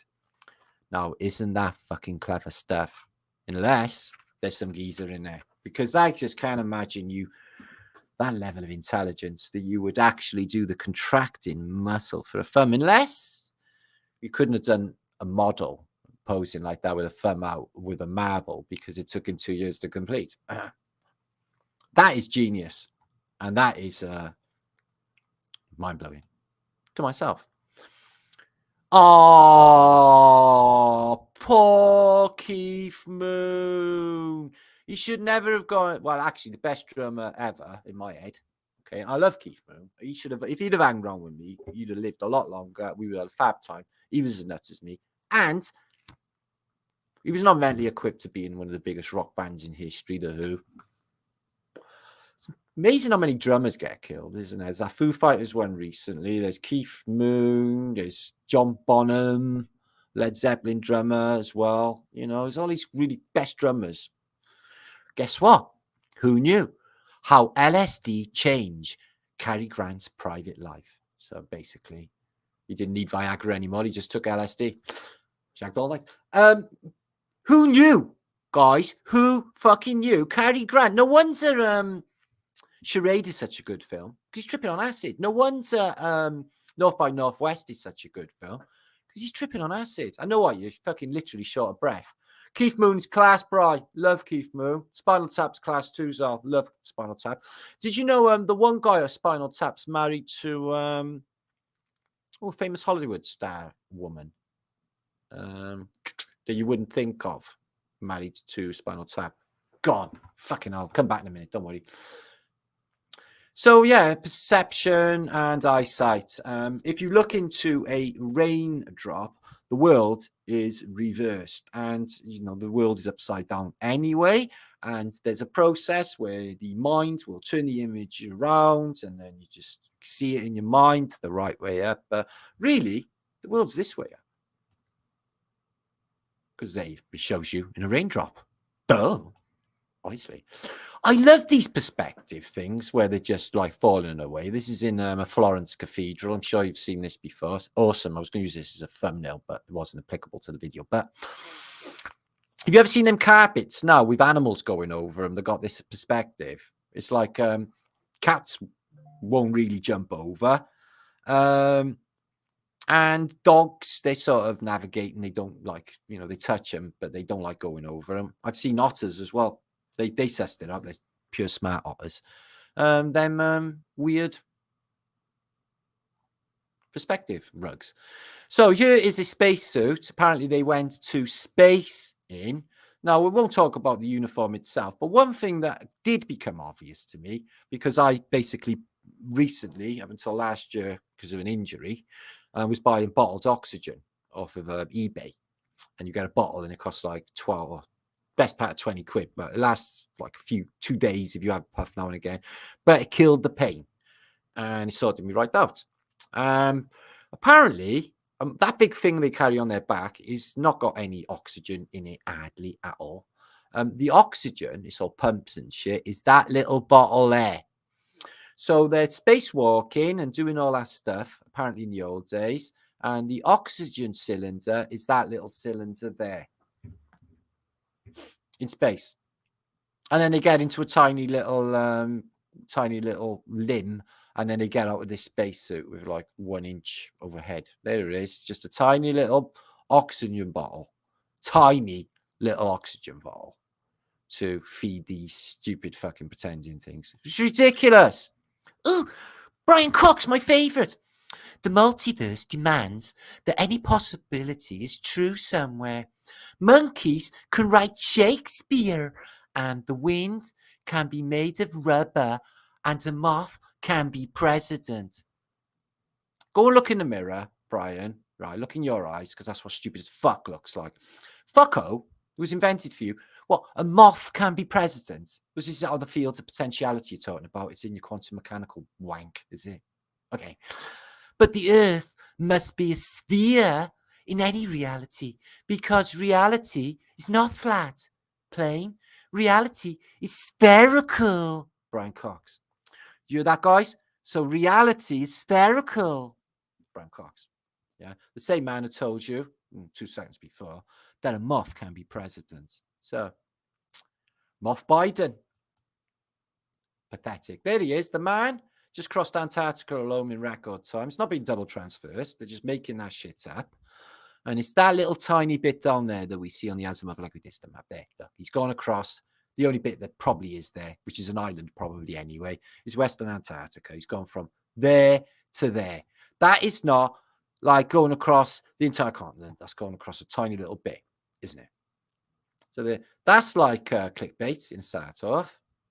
And where's all of the juice like? Oh, you getting a fucking reception down? How's that phone working? And I just don't like the Brian Epstein. Isn't it a coinky dink? The Brian Epstein got the same name as Jeffrey Epstein. I don't think there's any connection between the two people, and they're definitely not related. So Brian Epstein was the Beatles' manager. Brian Epstein was a homosexual, known to all his friends, but it was frowned upon in them days. He was from Enfield in Liverpool, and he had a very normal background. He was lazy in school. He got kicked out of school for being lazy and not getting involved. But one thing he did have was brilliant skills in marketing. He was employed early on by the Tavistock Institute. They discovered the Beatles in Hamburg. He went to Hamburg with the Beatles, where he started taking drugs. Apparently, the story is the Beatles got turned on to cannabis by Bob Dylan in New York. He was there with them. He had an addiction to barbiturates and amphetamines, and apparently they caused his death. Very unusual. He was locked in his bedroom from the inside. They had to kick the door in, and he was there overdosed in his bed. Sounds like some sort of murder. His boys, they would not fault him, even though he made some ghastly decisions with their money. Apparently, he signed a lot of contracts without reading them, so giving away copyrights even into the modern day. So he was foolish with a lot of his business, but they dearly loved him, and he got killed. He was the manager of the first Beatles. As soon as he dies, 1967. Then as soon as he dies later, then it's Sgt. Pepper's, and then they bring in a new producer. What's his name? Fucking Best. Whatever his name is. No. Dun dun dun dun This woman is one of my favourite actresses or women dancers of history, and it is Anne Margaret. I know what you're saying. You're always going on about Anne Margaret, man. No, I'm not. No, I'm not. There's no reason at all. Can't imagine, huh? Tokyo. Ooh, see Madonna? She's gone completely fucking nuts. She tweeted this week. Have you seen this? So she's gone all like weird porny, but she was always like that anyway. And she's acting like a, one of those fucking I don't know what it's called, porn site things. Yeah, she's doing stuff like that and tweeting. So she's got like hot chili sauce. Yeah, it's just like, what? I'm a burning, not for the very first time. I'm a burning, cause I got chili sauce. Not saying the rest. So that's apparently Madonna making a suggestive remark with hot chili sauce. Don't like her. Him. That's what's happening with the hot chili sauce. If you pour chili sauce on people, they're going to just shit like Pete Floyd show you. Good morning, Worm, Your Honour. Nice bit of bollocks. So this was part of the exposition of Paris. And I just kind of wonder if it looks like a bit like a railway station here and there. This thing has to be technology. What is it? Just a cover for the rain. And it's got an Eros on top, like you get in London. So, yeah, I really do think that thing might be technology. And it's in Paris, back in the day. So, I'm coming back for a minute because I'll be talking nearly 3 hours.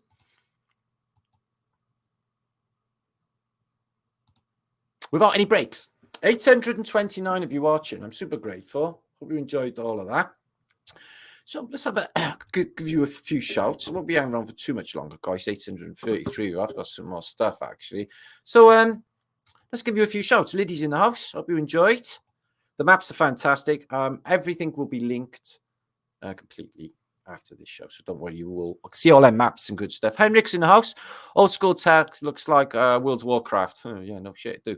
My son says the same. McClum 77, Epstein, Brian Epstein. Oh, Jeffrey Epstein. No, of course, fucking no. Jeez, billionaire. Bought the prison. Zal Moxie, good to see my brother. Saying hi to Tommy. Dank. Potty Peak.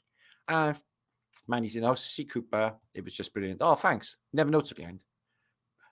I was excited about this week, and we do have the best juice. To me, I just don't see any juice like this anywhere else on the internet. I don't even why. Maybe it's just the effort. And a think tank, that helps. And generous sharings like that map off Rachel. She could take that anywhere. She's gorgeous. Do that for the think tank. Heaven gives the imagination. Good for you. I like that. Jungle Juice. Love your name, Jungle Juice. Stacy in Massachusetts. Because she's from Massachusetts. Oh, Massachusetts. It's her friends. Silver Lady Lips. Hi, Mr. Farticus, watching from California. Oh, very, very nice. Chan Yang, good to see you. Thank you, mate. And Zalich in the house. Ickle Wing. Big Nug Hugs. Ooh, that's nice. I want big Nug Hugs. Banshee. Dave. And, ooh, Campbell's in the house. Didactic. Yay. We had a good night last night. We was all hanging out together in India's chat. It was a star-studied chat feed. Mad Hatter, good to see you. Mo, imagine, because we know you manifest reality with your minds, there's no heavens easy. If you try, no hell below us. Above us only Scott. Fucking John Lennon. Big wank to John Lennon. Better than him.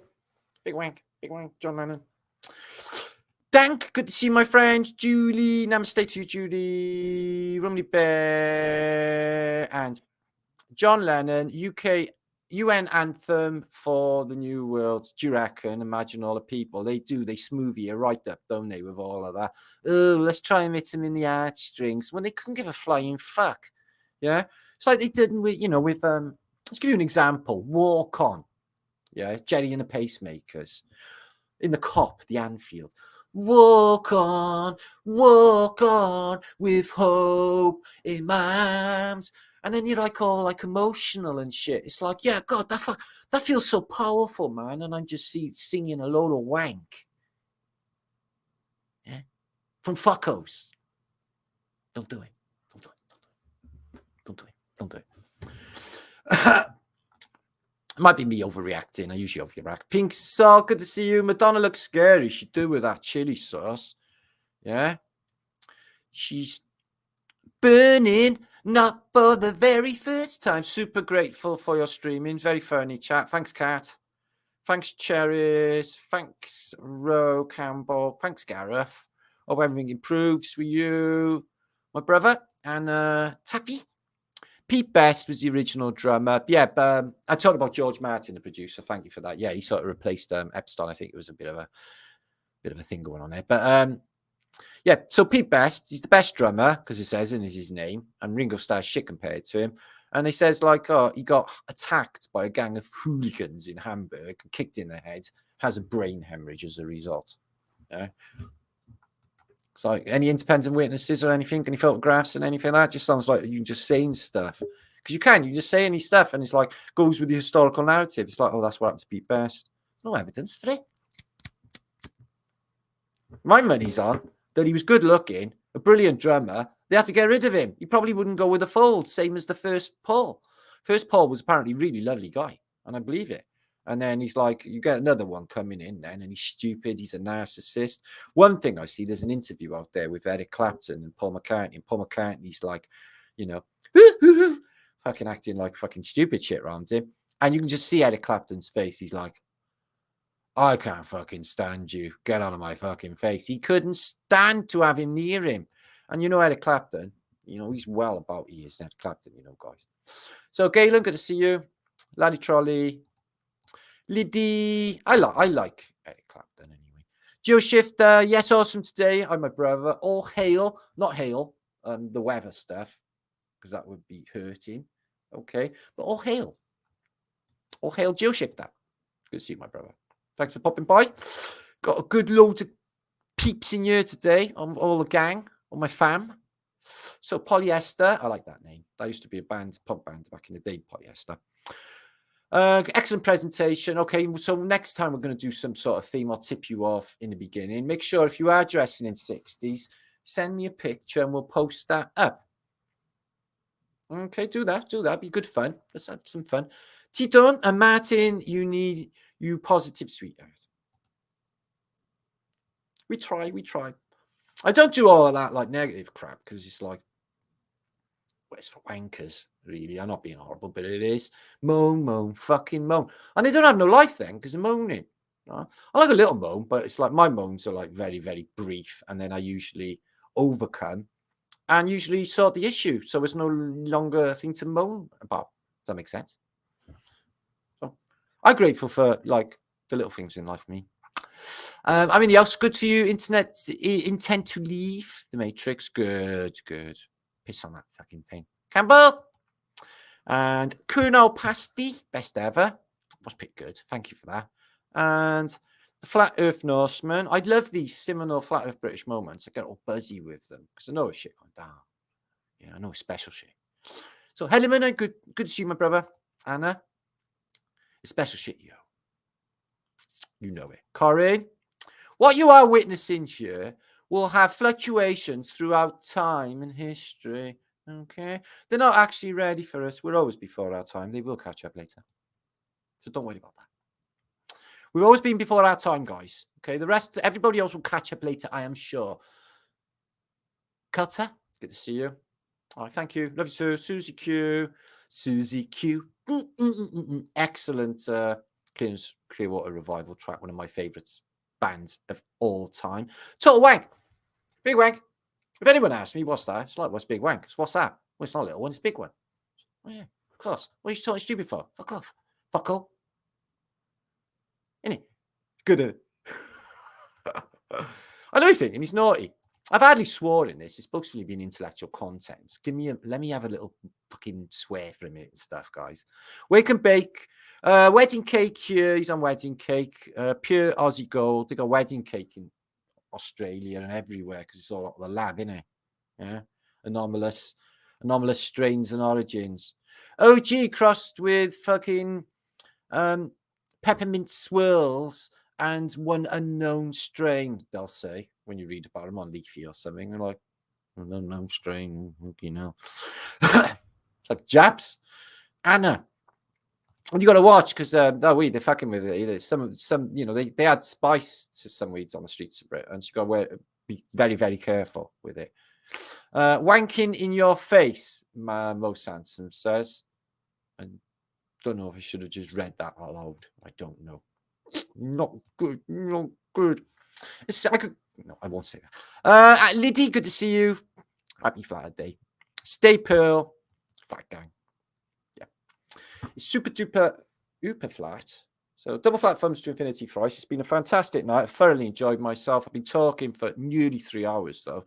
So I'm going to be getting off in a minute. Try mushrooms. John Ely, I'm from fucking Wales. We had mushrooms for dummies when we were little. Okay. Can of dummy. S. Lee, as I said, and Magavelli's here. Thanks for your comments. I ate mushrooms on the night of the blood moon eclipse and walked around the neighborhood. I bet that was nice.